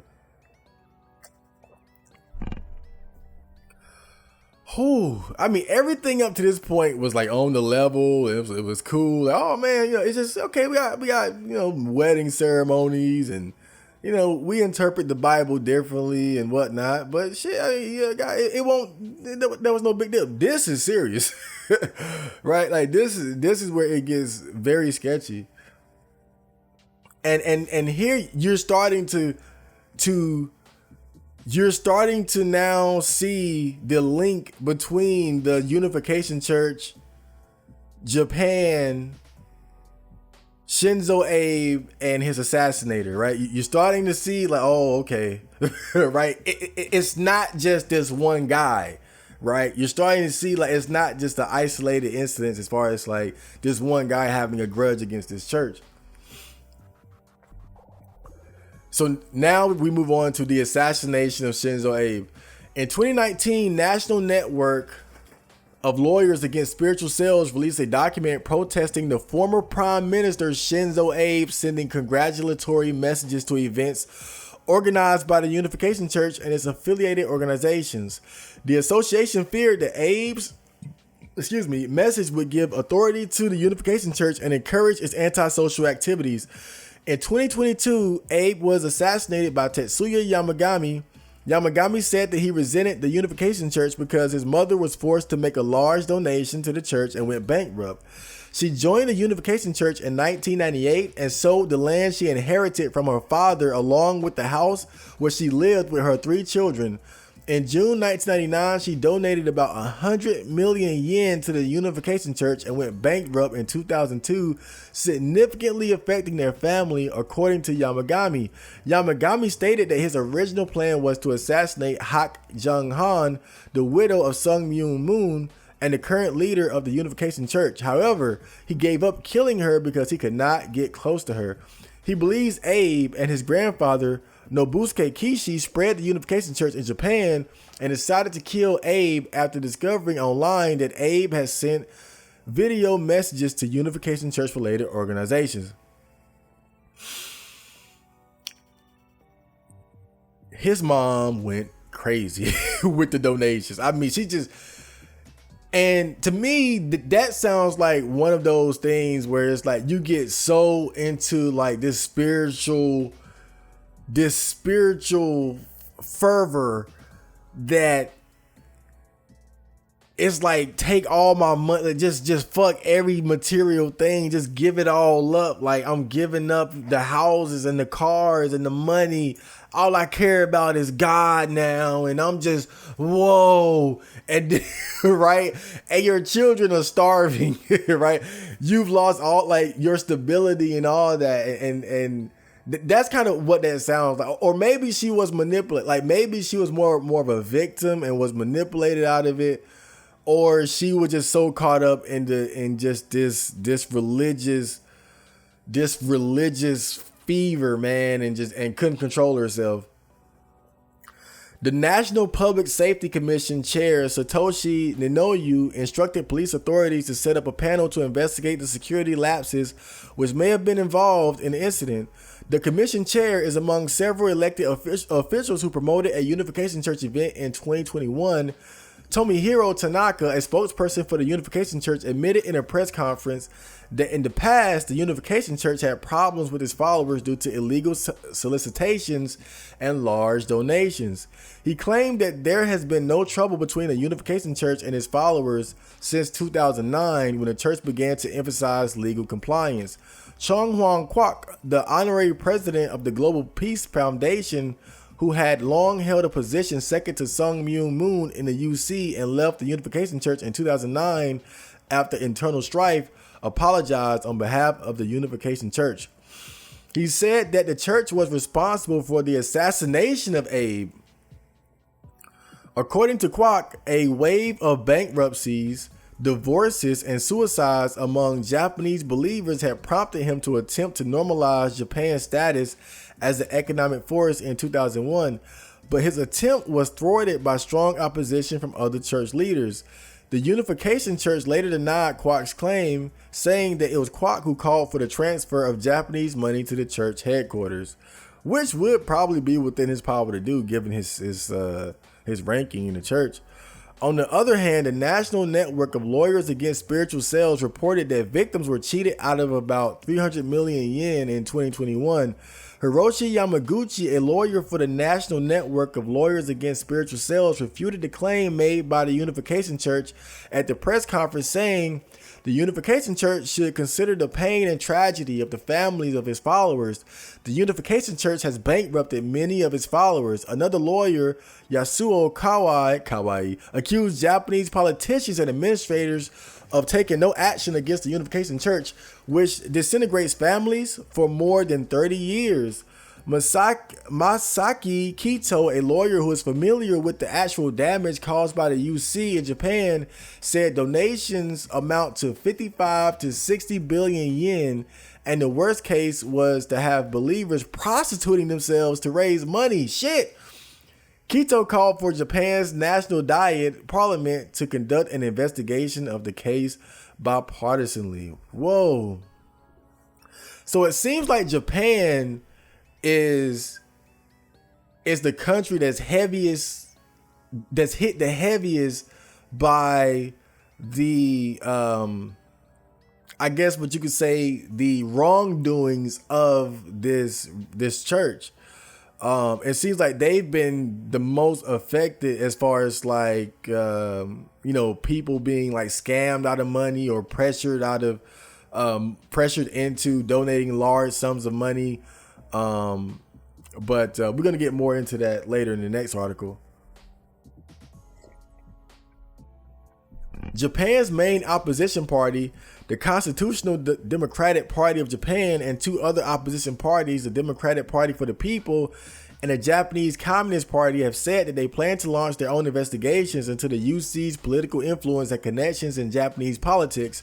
On August 31st, 2022, the ruling Liberal Democratic Party, LDP, of which Shinzo Abe was a member, announced that it would no longer have any ties with the Unification Church and related organizations. The Liberal Democratic Party has announced that it will expel its members if they do not break ties with the Unification Church. Whoa. In 2022, Abe was assassinated. The accused gunman stated that his motives were not political in nature and that the church ruined his life. It was later revealed that the shooter's mother had donated 100 million yen, roughly 720,000 American dollars, to the church, leading to her family's bankruptcy in 2002. Financially troubled, the shooter was unable to enter university despite graduating from a prestigious high school, and his brother and father would later commit suicide. On the 11th of July 2022, the Unification Church issued a press release stating donation amounts are determined by individual members. The UC has historically had close ties to the right-wing Liberal Democratic Party, which Abe's grandfather Nobusuke Kishi formed. Saddest anime deaths.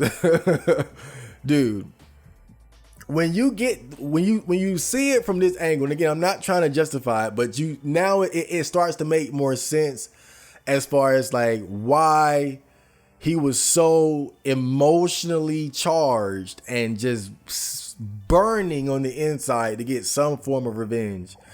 And going after Shinzo Abe might seem strange, but then you look at the fact that he wanted to go out. He wanted the top dog. He wanted the widow of the man that created this religion, this church, the right. But he couldn't get close to us. But he had to do something. You know, this kind of like in the hood when you can't get the guy that you want, right? The rival gang member but you can't get to him. And you see his cousin or his brother, or you know where his mama live at, or his grandma stay at, and you shoot up his mama house. It's kind of like that, where it's like I can't get to him, but I want him so bad because I know he killed my brother. I know he killed my friend. I gotta get to him, but I can't find this nigga. And so you shoot up his mama house. You kill his brother. You right? That's kind of how it goes. And you know, I could imagine like that's roughly kind of how he was feeling. Was like, man, like this shit, like it ruined us, and it led to the deaths of, you know, his brother and his father, and prevented him from being able to have, you know, a easy road to going to university and, you know, having what could have possibly been a financially stable, successful life. But man, like this shit goes way deeper than what I thought, though, man. This again, it's not an isolated incident. As far as like people in Japan feeling like they were scammed out of money, or family members were pressured into, you know, these big donations or whatever. So before we move on, let's just talk about the suspect a little bit more. Who killed Shinzo Abe. Tetsuya Yamagami, a 41-year-old man living in Nara City, was arrested by Nara Prefectural Police at the scene on suspicion of attempted murder. I think it was him. This was later upgraded to murder after Abe was pronounced dead. Yamagami was transferred to the Nara Nishi police station upon arrest. I'm sorry, whenever I hear Nishi, I think of Joe's friend from Ostanojo, Nishi. He was described as being calm and having made no attempts to flee. Yamagami had no prior criminal history. As of August 10th, 2022, formal charges have not been brought against Yamagami, and he is currently held at the Osaka detention house for a mental evaluation until November to determine if he is mentally competent to be indicted. Personal life. Born in Mei Prefecture, Yamagami was born to affluent parents who ran a local construction business. Described as quiet and reserved in high school, he wrote in his graduation yearbook that he didn't have a clue what he wanted to do in the future. Yamagami dropped out of university due to his family's financial problems. His father had died as a result of suicide when he was 4 years old. After the death of his maternal grandfather, his mother took over the construction business. Yamagami joined the Japan Maritime Self-Defense Force in August 2002. He was posted to Kure Naval Base and assigned to destroyer JS Matsuyuki. He was discharged from the JMSDF in August 2005 as a quartermaster with the rank of leading seaman. In October 2020, Yamagami started working as a forklift operator in Kyoto Prefecture for a manufacturer that operated in the Kansai region. There he was described as quiet. He quit in May 2022 after claiming he was feeling unwell. Yamagami was unemployed at the time of his arrest. So that was the article and a brief summary of the suspect. Oh, that was a mouthful. That was a lot. Oh man, this whole Unification Church thing it was it was interesting getting to know it more, right? Because I knew when I first read into the assassination of Shinzo, and the reason given by the culprit, like I was immediately like, okay, there's something here. there's something here, but it's much more interesting than I thought, you know, because when you're talking about any big organization, you know, and we're not just talking about religious organizations, any organization, right? Because obviously there's an issue here as far as like as far as the like members of the church putting pressure on people to donate, selling these like expensive items, and like some of these stories, as far as like, you know, them reading obituaries and saying, going to the family and saying, you know, we're in communication with your loved ones. Like, come on, like that's just some straight up evil shit to do. That's straight up evil, right? And it's like, when I look at it, my question is like, how deep does this, like these foul practices actually run? You know, is this something that's just people at the lower level or maybe mid-level taking advantage of their position of power to get more money out of people? If so, are they taking these donations and using them for like personal gain or personal fun and luxury? Or are these practices being passed down from the highest levels of this church? You know, is this coming from the top and then falling all the way down to the bottom, as far as like being a common practice done with intention, as far as like the scams and the schemes and the pressure and specifically the targeting of Japanese people? That's what my primary question is, because I don't want to just demonize the whole church because it has bad members, right? You can't put 100 people in the same room without somebody being an asshole, right? Let alone a church or organization with thousands of members across the world.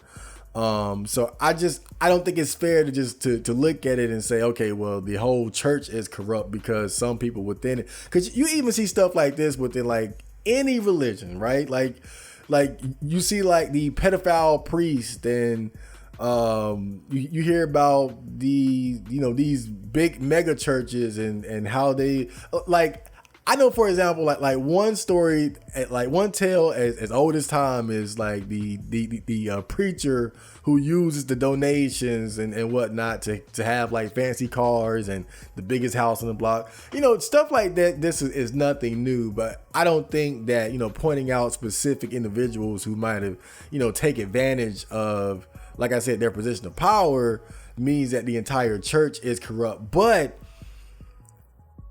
if these, like, where are these practices coming from? Like, who is there somebody higher up telling them to do these things? Is this something that's just are these individual people just deciding to be assholes, deciding to do these bad things? Are they doing them not really understanding what they're doing, right? Because that could be a possibility too, where they're hurting people and ruining people's lives, not with the intent of doing so, but just that they were taught to operate in a certain way, as far as like how they try to collect donations, how they try to get people to convert to their beliefs, right? Maybe that it could be an unintentional thing. Or are there people at the higher level, right? Like the highest ranking members developing these strategies and schemes to get the most amount of money, even if it comes at the cost of the integrity of the members beneath them, even if it comes at the cost of the livelihood or even the lives of the people who are victims to these unfair practices? That's what really my question is. But now here's something interesting. I found this article. This was on the Japan Times. And so this says the LDP to update list of members linked to Unification Church. Very short, but here we go. So the ruling Liberal Democratic Party will release an updated list of members who have had connections with the controversial Unification Church. Its Secretary General Toshimitsu Motegi said on Tuesday, links between the church and LDP have been in focus after Prime Minister Shinzo Abe was shot during an election rally. The suspected killer blamed Abe for supporting the church, which he said had bankrupted his mother. The church has declined to comment on her donations and has also said it no longer accepts donations that cause financial hardship. The LDP this month said that 179 out of 379 members it surveyed were found to have interacted with the church. In a cabinet reshuffle last month, Prime Minister Fumio Kishida removed 7 ministers who had disclosed connections to the church in an attempt to reverse a slide in his approval rating. So this is major. Prime Minister Fumio Kishida removed 7 ministers, all because they had a connection to the church. And their connection to the church, and hence their connection to him, affected his approval ratings. At least he believes so. However, on Tuesday, Economy Minister Daishiro Yamagiwa admitted in a news conference he had attended a Unification Church sponsored event in 2018 that he had not previously reported to the party. Asked whether he would consider stepping down as minister, Yamagiwa said he would take responsibility by staying on as minister and carrying out the administration's economic stimulus measures. This is the work I need to fulfill, he added. Amid increasing public scrutiny into the party's relationship with the church, the cabinet's approval rating has plunged to around 30% in recent polls, compared with a peak of around 60% earlier this year. Come on now, that's major. The low ratings are close to what political analysts see as a danger level beyond which Japanese prime ministers may find it difficult to carry out their agenda. So this was a completely unrelated article to the Wikipedia article. Like this is what's going on now in Japan as far as like this whole Unification Church thing, and so to me it looks like even being affiliated with it or associated with it is enough to affect your approval ratings and people's perception of you as far as like being in that position as prime minister or other prominent positions in the Japanese government. But man, this rabbit hole this was one fascinating rabbit hole to go down, man, to see like this church and how it's basically been finessing the hell out of Japan. and these citizens know this, and now they're looking at their leaders and saying you shouldn't be associated with this church. And it's gotten to the extreme to where this man assassinated a former prime minister.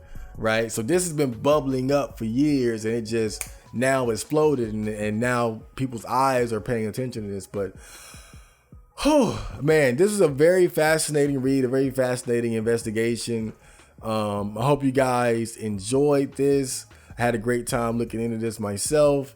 Man, you can always learn something new if you just decide to dig a little bit deeper, right? Just look a little, look under 1 or 2 more layers, and you never know what you might find. So now, with that being done, we're going to move on to the TOD. And yeah, so let's keep moving, baby.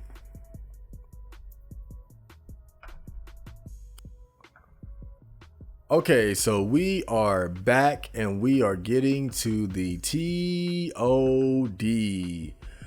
I forgot what I picked for this TOD. Oh, okay. So this was a self-improvement thread that I found on ADV, I believe. So the OP says, A9, what kind of mental gains are you getting these days?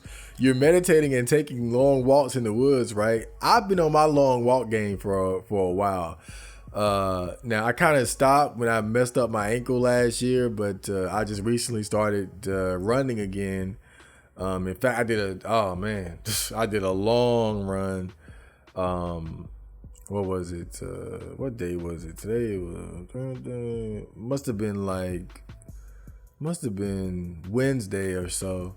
I say about Wednesday. Oh man, I'm still recuperating from that shit. But meditating is something that I want to get more into.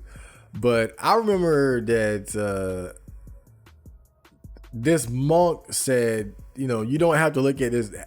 You don't have to look at meditating as like some huge undertaking. right? Like you don't have to, like meditating doesn't have to always be like, I'm gonna sit down for 20 minutes and not think about anything, right?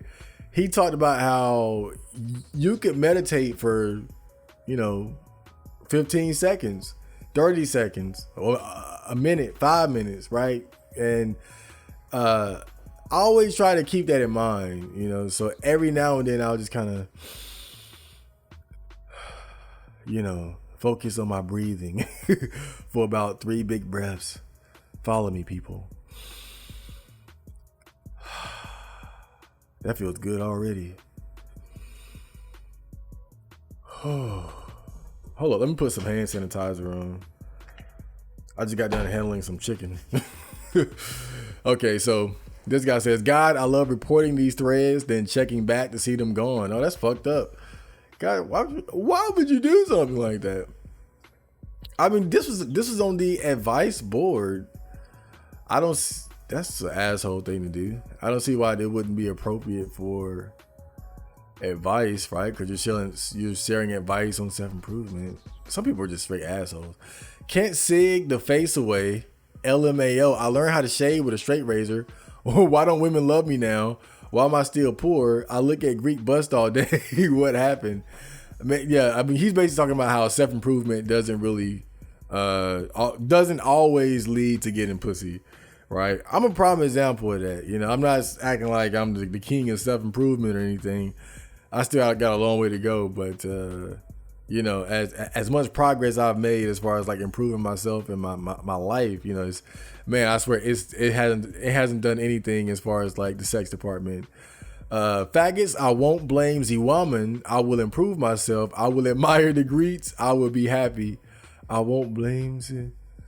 Oh, is that supposed to be like is that supposed to be like the Carl Schwab meme? You would eat the bugs, you would be happy. Okay. There are always fags in a bucket in these threads. It's a shame. You will blame your parents though. Okay, so this thread got off to a bad start. Obviously, this thread got off to a terrible start. But it did. Over time, the assholes kind of get out the way, and people just share interesting stories and whatnot. So let's get right into it. So this guy says, thanks for asking, Anon. I do take long walks in Central Park for sun, cardio, and social gains. I pirated all the content from Headspace, quite useful so far. My company now pays for all my living expenses. My 30-hour work week is largely just beer and Skittles money. My girlfriend is happy. That makes me happy. Cuck, beta, blue pin. I'm playing. Look, I gotta stop real quick, because maybe I'm just too red pill. But whenever I read stuff like that, I get concerned, right? Like, are you okay? Right? Do you need to read The Manipulated Man? Nah.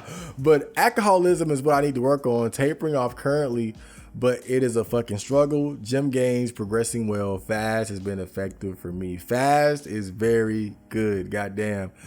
I haven't been fasting recently, but I always feel better when I do. But I always do like the low level fasting, like 14 hour, 16 hour, like the bare minimum fasting. Like I haven't done the hardcore shit in a while. But even like the lightweight fasting, I noticed, I feel better. But I think a lot of it has to do with your diet too. I think a lot of us have poor diets, and for some of us, we'll probably be more focused and productive on an empty stomach than with the bullshit that we put into our bodies, to be honest. Sounds comfy, Anon, but upskill yourself ASAP. Not only will you not be young forever, you won't be young for long. So this guy says, spent entire day in my underpants today, didn't open blinds, didn't eat dinner, browsed 4chan for over 8 hours. I just don't give a fuck right now.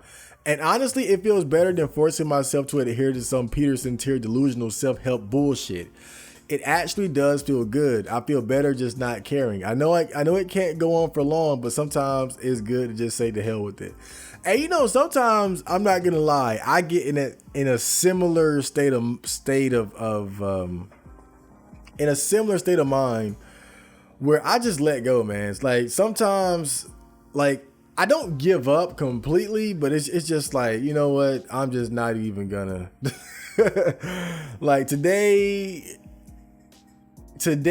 is candy, chips, and lay in the bed all day, right? Today I'm not into the fight.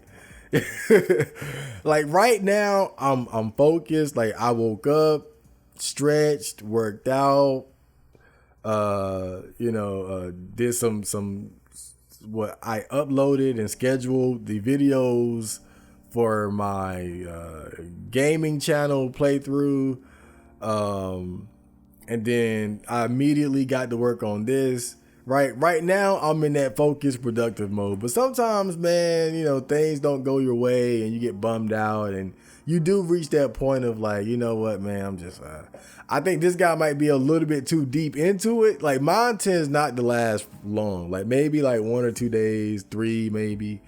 But that shit gets old quick. Nothing is more satisfying and fulfilling than being on your grind, being focused on your purpose in life, and training and learning and just trying to be better. Like that's laying around with Cheeto dust fingers and masturbating just doesn't cut it once you feel the joy of self-improvement and just living a good productive lifestyle. So this guy says, reach 17 minutes of meditation today. People may find it short, but it's incredibly amazing for me. When I started, I couldn't even meditate for more than 5 minutes. I can't focus and my life depends on it too. Since I started doing above 10 minutes meditation every day now, I notice how I calmly respond to life and death situations without any fear. What the fuck? This guy in fighting in Ukraine right now? For some reasons, though, I am still anxious when I'm anticipating the action. And when it actually happened, I wasn't fearful at all. It's like no mind state where I can calmly react to the incoming danger. Maybe I need to get my meditation game up. I do a lot of these little short meditation stints and shit like that, but I do want to get back into like more long, maybe like just start small, 5 minutes here, 5 minutes there, 10 minutes here, 10 minutes there. But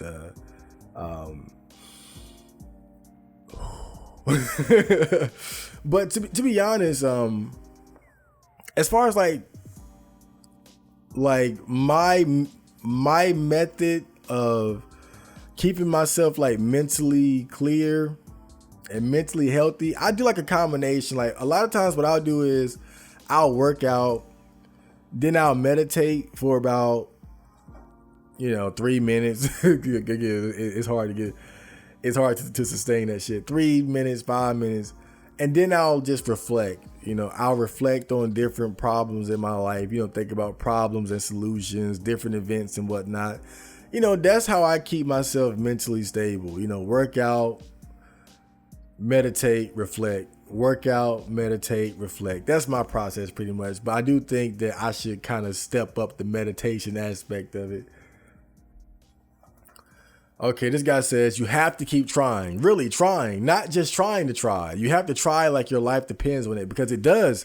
You're going to make it. I believe in you, and I'm an anonymous stranger on the internet, and we're never wrong. Everybody's not going to make it, but he's right though. You have to keep trying, and then really try, not just try to try. And that's what I try to. That's one thing that I've thought about is like, am I really trying? I always talk about trying, but are you really trying? Are you really like that? That's something to think about. Are you really trying, or are you just thinking you're trying? Maybe sometimes we get so caught up in, I'm gonna be honest. I feel like in a weird way, hold up, let me check the mic real quick. Okay. In a weird way, and I almost hate to say it, but I think that I became accustomed to being a loser. I became accustomed to too much failure. And maybe it got to a point where I was too satisfied with just trying, but not really giving it that extra effort, like that. And I'm talking like the effort to the point where you refuse to lose the day. You refuse to, like, just like the other night, right? So I set a goal for myself to do no fap for 3 days. Just something simple, simple shit I do all the time.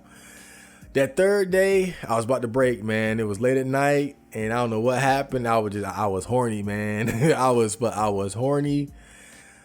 Oh boy, yeah. And I was about to break. And then, like, but that night, I refused. I refused. And I said, you know what? I got to attack this issue from a different angle. And so I went outside and I worked out, and that helped put me in a better state of mind and got my mind off of sex and wanting to coom. But that night, I really wanted it. Like, it was different from a lot of other times where I just would have made an excuse and said, well, it's not a big deal, and I already made it through two days. No. I wanted that 3-day accomplishment. It was something small, right? Just typical shit. But too often I feel like, I kind of just didn't take things seriously enough, and didn't try, but just tried. So this guy says, I'm drinking 3 liters of water a day, drinking and smoking weed less, keeping up with my workouts, and heading back to college here soon. Also moving out for the first time. My room is almost always clean, and I do my laundry when the basket is full, and I'm treating others with compassion when the gesture is reciprocated. My music is getting better and better. A fellow musician, that's cool. My ability to form relationships and not get too invested is also making progress. I'm getting out of my shell. Thanks for making sick threads. I enjoy looking on the bright side every now and then. See, look at all those assholes in the beginning, and then people, you get into it, and then you get this, right? This is just straight positivity. Here's a guy who's working on a daily basis to improve his life, drinking his goddamn water. Let me get another sip. Let me raise my mug to this man. A toast to self-improvement. But it's funny, he talked about laundry. I just started doing my own laundry recently. I don't know what it is, but when my mom does my laundry, every now and then I notice like something goes missing. And we've been kind of speculating that there might be like homeless people around the laundromat who might be stealing clothes or something. Because my mom, she has a bad habit of like she'll put the clothes in the washing machine, right? And a typical cycle is like 45 minutes or something like that. She'll do that, but of course she don't want to just sit at the laundromat. So she'll leave, but she the type, she'll leave for like 2 hours, 3 hours. Like she'll go all the way uptown handling business and go grocery shopping, go home, take a nap. She's like, she'll do all that, then go pick the clothes up, put in the dryer, and then leave in the dryer for like another. She'll do that. And so it's very possible like some of my clothes got taken, and so or she just somehow lost it. I don't know, but some of my clothes been just going missing. And the last straw was when my favorite headband went missing. And I was like, okay, well, I'm gonna just start washing my own clothes. And I've been enjoying like doing my own laundry, like I feel a greater sense of control and security over knowing where my damn clothes are at. But I guess you could say like that's been like as far as like self-improvement, that's been something that I've done as well, doing my learning to do my own laundry.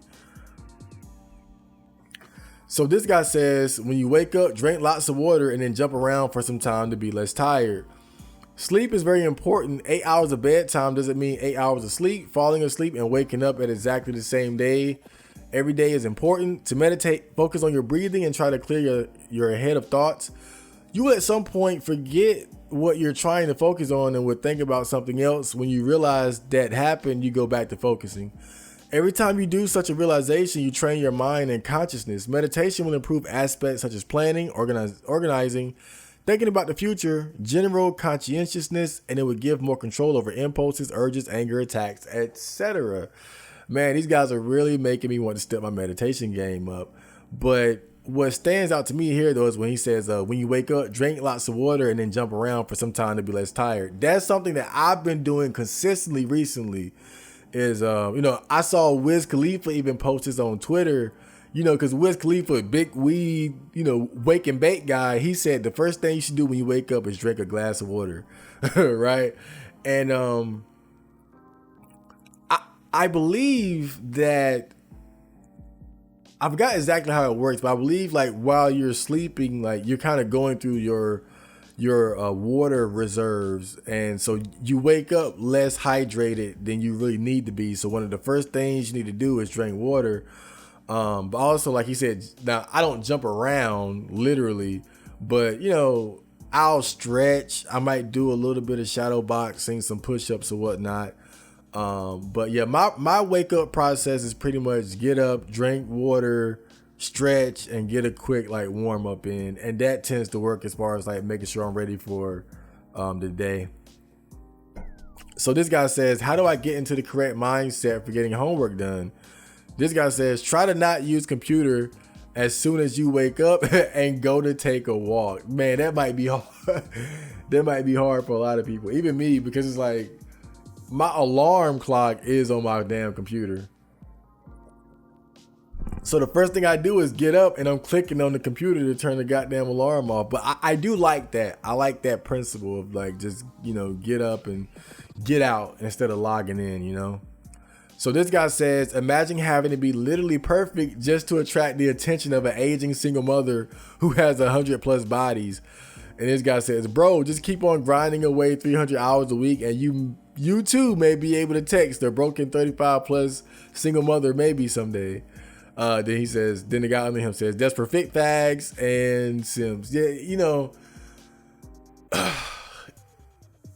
obviously we all know you shouldn't be doing this specifically to get women, right? That's never been my goal. I always talk about how, it's never helped me attract women, but that was never the goal to begin with. If that was a goal, I think my procedure would probably be a bit different. I'd probably get a haircut, dress a bit differently, carry myself a bit differently, sell my soul basically, right? Like a lot of guys tend to do. But I don't know, man. You can't. In fact, I do know. I do know.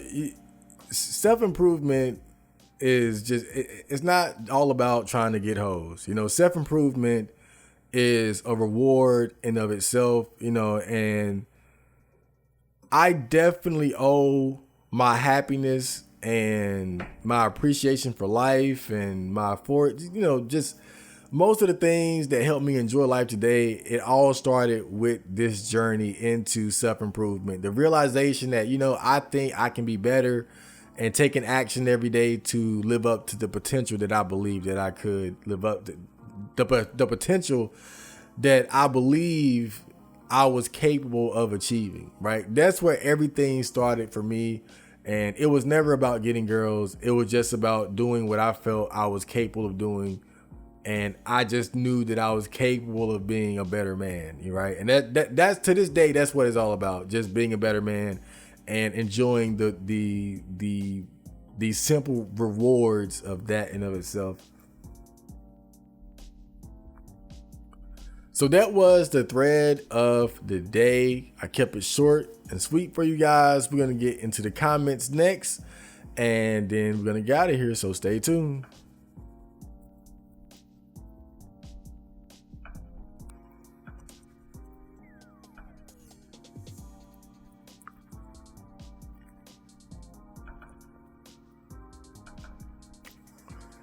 Okay, so I hope you guys enjoyed that episode, but before we go, we are going to get into the comments, so let's get straight into it.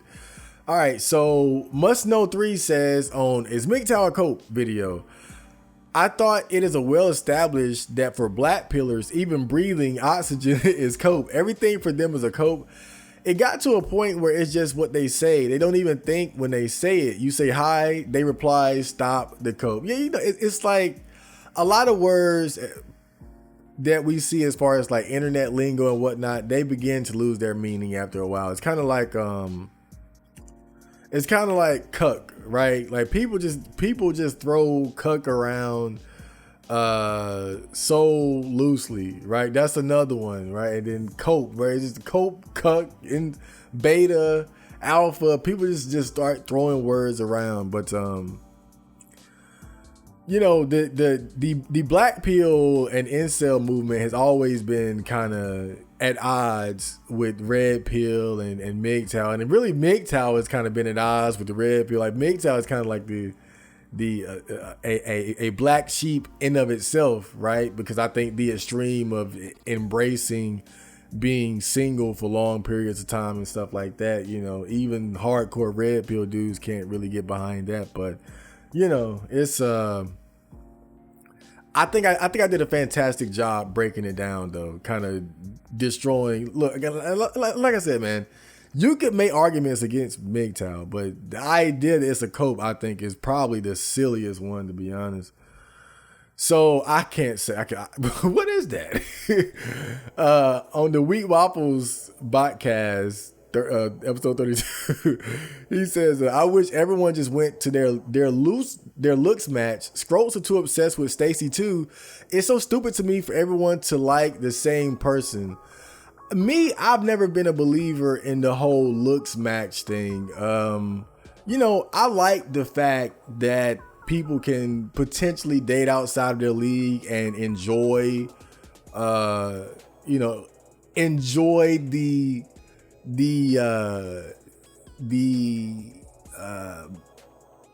body or enjoy what it's like to have somebody that you're really attracted to, right? I think that's, to me, and it's a testament to how, you know, looks aren't completely everything.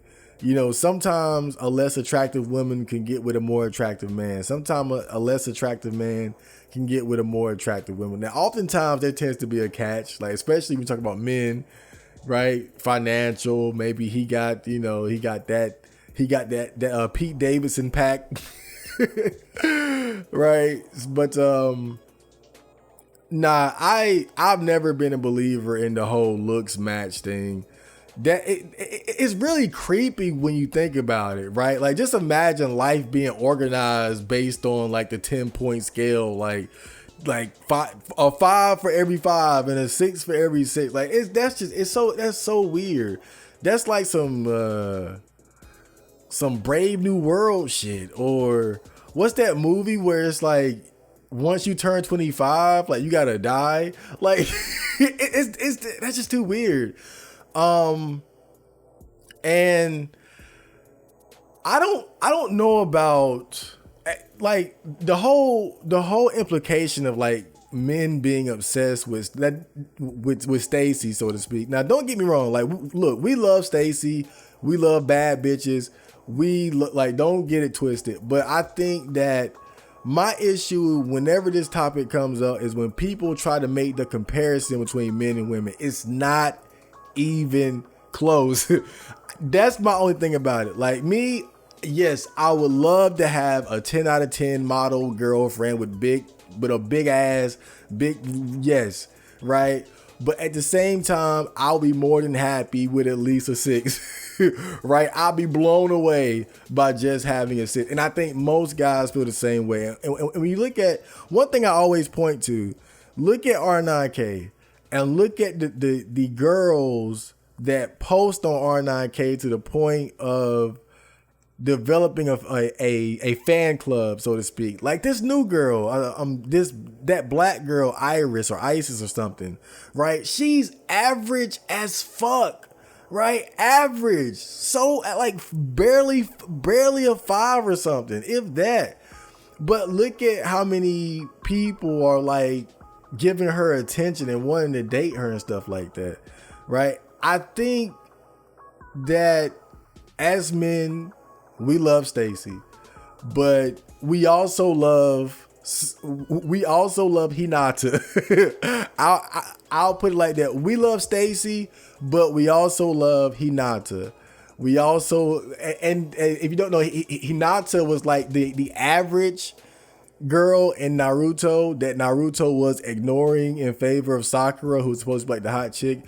Now in anime land, I get it. Hinata is that because there's no way that the MC can have an ugly girlfriend, right?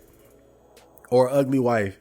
But as far as like how she's presented as being like homely and average compared to Sakura, right?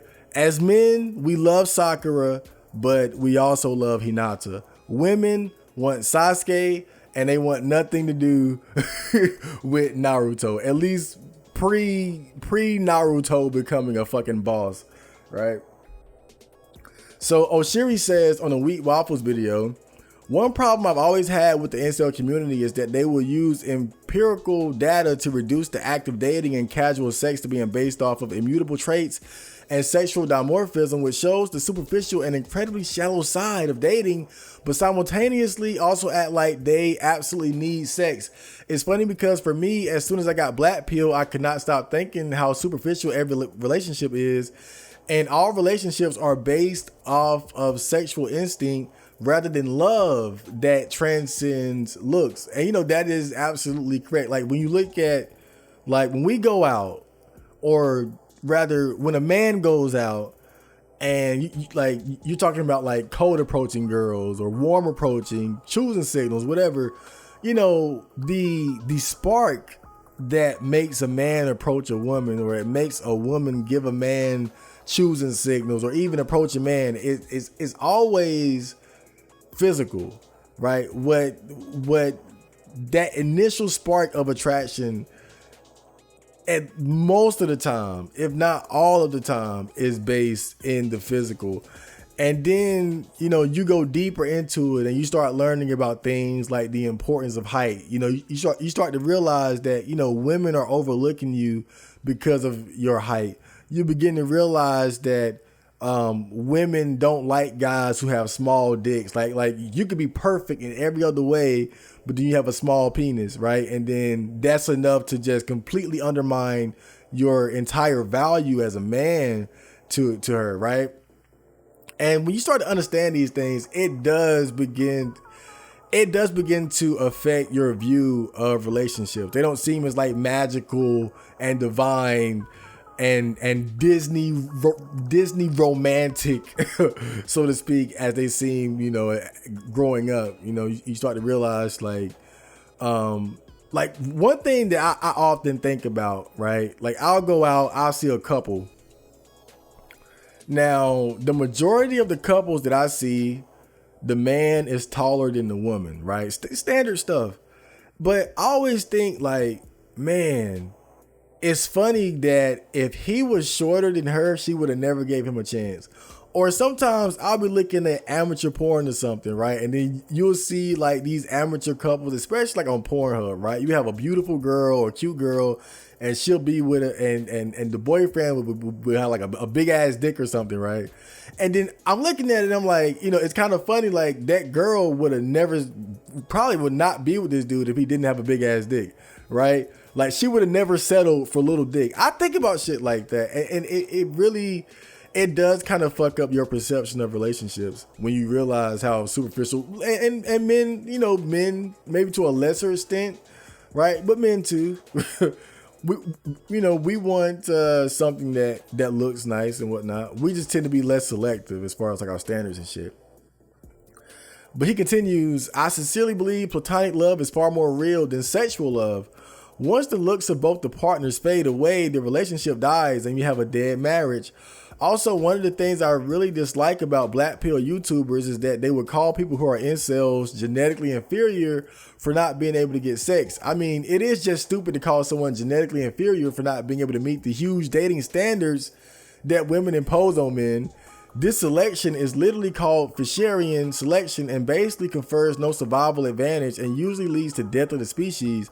This can be seen with the rising heights and IQ scores lowering And you know, I'm guilty because I've thrown around genetically inferior quite a few times, and but within the context of like female mate selection, right? You're genetically inferior as far as like what women want, right? But just because you're not attractive to women doesn't mean like you don't have value as a man, right? You could be a fantastic leader of men. You could be a fantastic soldier. You could be an extremely excellent artist. You know, you could be intelligent. You could be a programmer. You could create the next big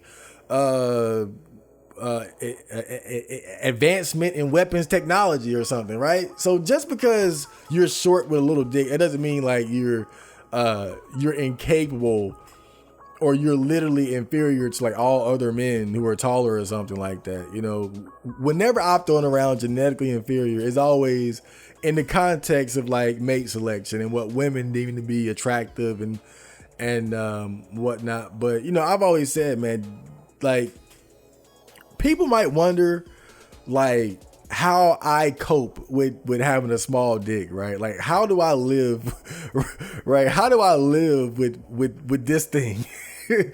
And it's because my self-esteem and what I deem to be my value as a man is just not wrapped up in sex, right? I can't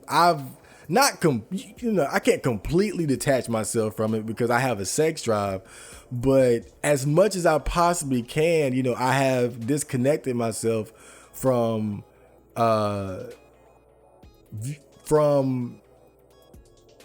viewing myself as someone whose value is based on how attractive I am to women, you know, or how good I could be at sex. You know, now those things would be nice, but you know, again, my self-esteem just isn't based on that. My ego isn't wrapped up in being attractive to women or being good at sex. You know, I recognize those as being like nice things that would be nice to have, but there are plenty of other ways that I can excel and succeed in life. And that's always been enough to sustain me, you know, my self-esteem and my view of myself, right? I might not be able to do this, but I can do that. I can't do A, but I can do B, C, D, and F, right? Basically. Oh yeah, and he continues. Just how many incels would self-loathe so much and then expect you to be as miserable as them, or you're coping or whatever? Exactly, right? Like you either have to be getting laid and happy or not getting laid and miserable, right? There's no way you could be not having sex. There's no way you could be genetically inferior and be happy. It's just not possible. At least that's how they see shit. I just feel like they endlessly self-loathe instead of just looks maxing as hard as possible if they really wanted sex. I guess for me, the black pill has just made me see how sick and depraved the human race, the human species is. I'll be happy to die alone and not have children in this sick, demented, Darwinian world. Also, Chad, I recommend you look into Schopenhauer. His philosophy is very similar to Buddhism, but more practical. A lot of your how to be a neat guy reflects his own guide on how to be happy, engaging in art, etc. I know a little bit about him because I listened to this audiobook that was giving like brief summaries of like the world's most famous philosophers, and he was in there. But I haven't read like anything like directly pertaining completely to him. And that's a good idea. I'm gonna keep that. I'm gonna take a mental note of that. I gotta remember Unabomber, Schopenhauer. So Bilal Fernandez says on the Reacting to Wheat Waffles 3 Categories of Men video, Black Pill has some truth to it, but it overgeneralizes. There are plenty of girls that are thoughts in the normie range, and they don't really have high standards for men in terms of looks or status. And yes, that I see that quite a bit too. You know, there are girls who are normie tier, and you know, they ain't like, you don't have to be like the cream of the crop. Right. But again, when you watch the video, like he explains that, of course, you know, this is a generalization, right? You will find exceptions, but the main point of the video is that, you know, you can look at it as a observable trend as far as like how men and women are currently interacting as far as dating is concerned. And also you got to look at it in a deeper way as well, right? Okay, so normie tier girls would give less attractive men a chance, right? But will they completely submit to them?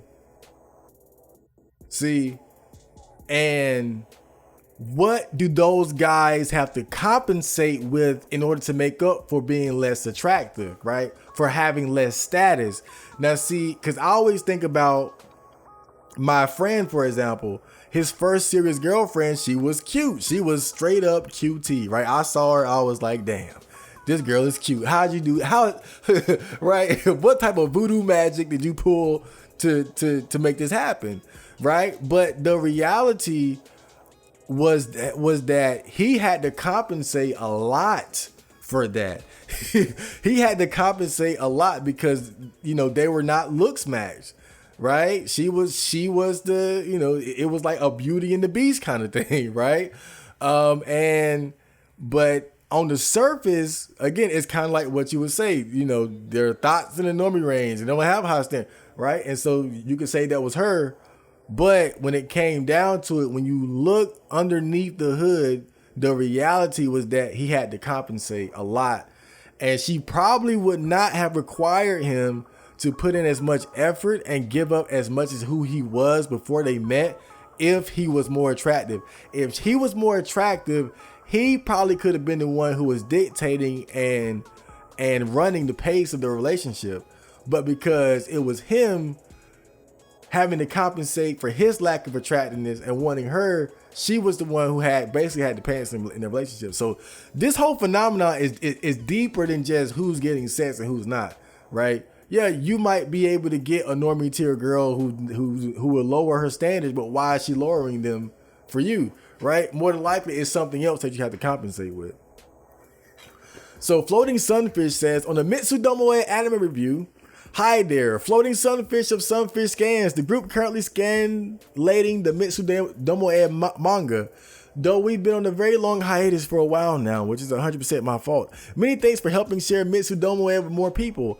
I hear the reason season 2 is so short was because they started its production while season 1 was airing, and when they saw that the BD sales weren't high enough, they canceled production and aired whatever they had as season 2 and turned the rest into drama CDs.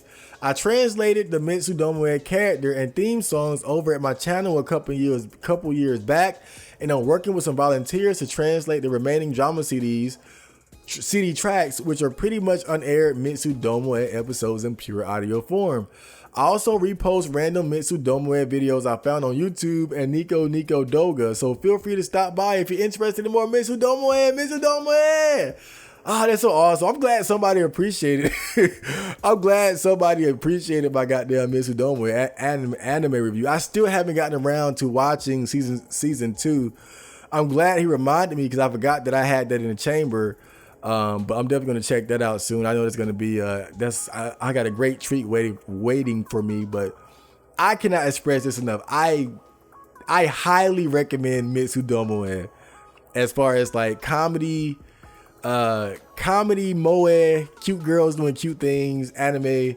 Mitsudomoe is so great. It's so unfortunate that it didn't get the sales that they wanted, because man, I really do love this show. And but I guess I might have to transition to reading the manga if I want to get more content out of it. But thank you, Floating Sunfish. I'm going to check out your YouTube channel. So next, haha with a story mark, I owe you $10, says, on the Mama I Just Want to Be a Wizard episode of the Botcast, I think your virgin age meter was a lot more realistic than the original one, which was probably a bit of a joke. Also, the comment around being a schizoid. I think like 80% of 4chan users, me included, have a schizoid personality type. It's what draws us to find connections in those sorts of places where we lack them in real life. Yeah, I think the original virgin age meter, it, you know, not to shit on the original creator, whoever he may be, because I think that it was pretty much made in jest with some realism there. But I took mine very seriously, maybe too seriously. But yeah, I'm very proud of it. It's a shame that YouTube didn't like it and had to upload that portion to the goddamn bit shoot, but whatever.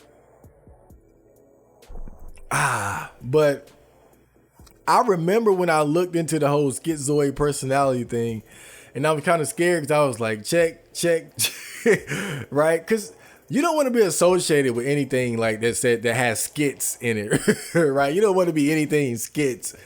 But when you read like specifically like schizoid personality shit, and maybe I'll do something for the Botcast as far as like researching schizoid personality and whatnot, because I remember when I originally read about it, I was like, damn, I kind of relate to this. So I think that'd be a good idea for the Botcast. So Ghostface says on the same video, to be honest, I could lose it if I put in a lot of effort. Man, you're 5'4". You ain't losing shit. This guy's only chance is C-maxing if he's white or getting a lot of clout through his music, but like become borderline mainstream or find a niche. How would you know his height but not know he is black? He is 5'8". Oh man, a true fan. I think you might be projecting with your spurgy comment. You can tell he is black within about 2 seconds of listening to his voice. Thank you for defending me. Haha, what a story, Mark. Yeah, I don't know where this whole he's 5'4" thing came from. I don't know where the hell that shit came from, but yeah, it's definitely not true. I'm a whole 5'8". I'm dead average height. So DGNR8 says on the Hajime no Ippo anime review, stop reading Ippo when Ippo stopped boxing. I don't want to read about a fucking mahjong tournament or Ippo nursing to nobodies how to box. Man, I gotta say I disagree. I love Ippo. Even with Ippo in temporary retirement, I've been enjoying it. I think they've done a good job keeping it interesting. That mahjong part was so funny. That mahjong part was so funny because what's his name? Yagi, like he's always so calm and even tempered during like normal parts of the manga, but whenever it's time for him to like do something that he's good at, like when he had to go against Takamura in the fishing tournament or go against Keith Dragon in the mahjong tournament, like he turns into a demon. Like that shit like that whole gag is like so funny to me, like how he completely transforms from like this mild-mannered chubby dude to like you find out he has a whole like dark lifestyle as far as like being a gambler and all that shit. Like me personally, I think they've done a great job keeping it interesting, even with Ippo being retired. And Wally is about to fight Ricardo Martinez. Come on, dude. Like that's gonna be fight of the year. So Bilal Fernandez says, let Ippo get some pussy. He is 25 now. Good review. Do a review of Cowboy Bebop. I want to know your interpretation of the anime. And I already did a Cowboy Bebop review. Make sure you guys check it out on the Chad Marco channel. So Berserk S says on why male virginity is on the rise. Male virginity is on the rise because women's standards on the rise. I mean, yeah, that's one aspect of it. You know, I tried to like give like all the different, because it's not just one thing. I think the female standard thing is just one particular aspect of what's going on. Because really, it's quite a few different. There's quite a few different things going on right now that I think is contributing to the rise of male virginity, and I think I did a pretty good job, you know, breaking it down in that video. But definitely, female standards, man, are man. But I say that, but I'm not criticizing them, right? You have the right to have whatever standards that you want to, but the only thing about it is that I always say, is it sustainable? You can have whatever standards you want, but you know, every girl can't have a guy that's over 6 feet tall with a big dick and a handsome face and makes $100,000 every year, you know? Everybody can have, same way every guy can't have a big booty, big titty, pretty face girl, you know? It's not enough to go around. And, you know, my only concern is the sustainability of the standards that they have, and the potential imbalance that it could create. But like I said, they have every right in the world to have whatever standards they have. I don't really give a fuck. I just comment on it, right? So Redo says, on the Way of the Samurai, recommend reading any Yukio Mishima books. I think, correct me if I'm wrong, but isn't Yukio Mishima that gay? that was he like a gay political? Like he tried to do like some type of like political coup or something like that. I forgot exactly his story, but I just remember that he was probably gay, and he tried to stage like a coup or like a rebellion or some shit. But he was super serious about embracing the traditional aspects of like samurai principles and whatnot. But yeah, I've always seen him kind of like out of the corner of my eye, like searching through like 4chan threads and shit. So I just never like looked deeply into like his life and whatnot. But I think there'll be another like interesting case study for the Botcast for sure. So this Jack Mack says, on the assassination of Shinzo Abe, I am responsible. I ordered the hit. And then Mark Root says it was Kojima, the first strand type assassination. You shouldn't say stuff like that on the internet, by the way. No.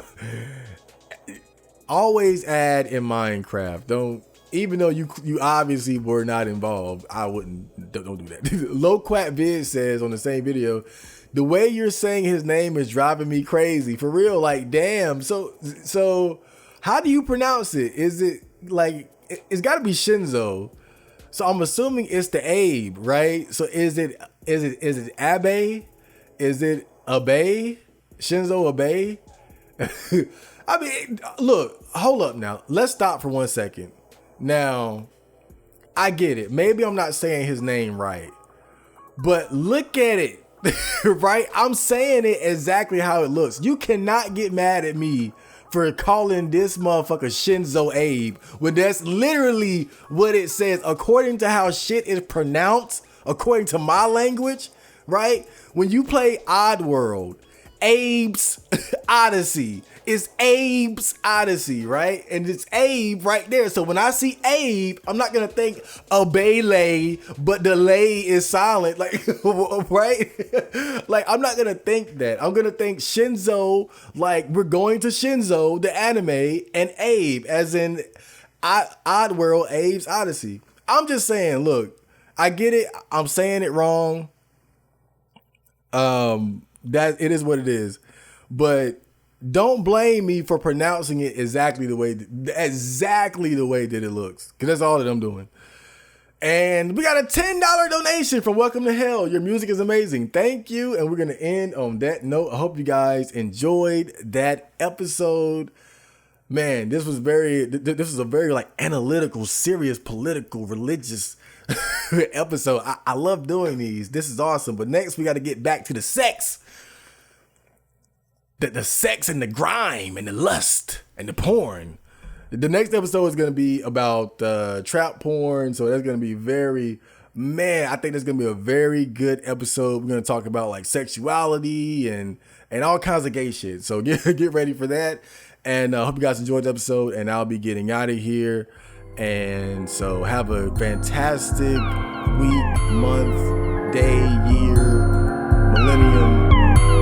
I'm out of here. Johnny.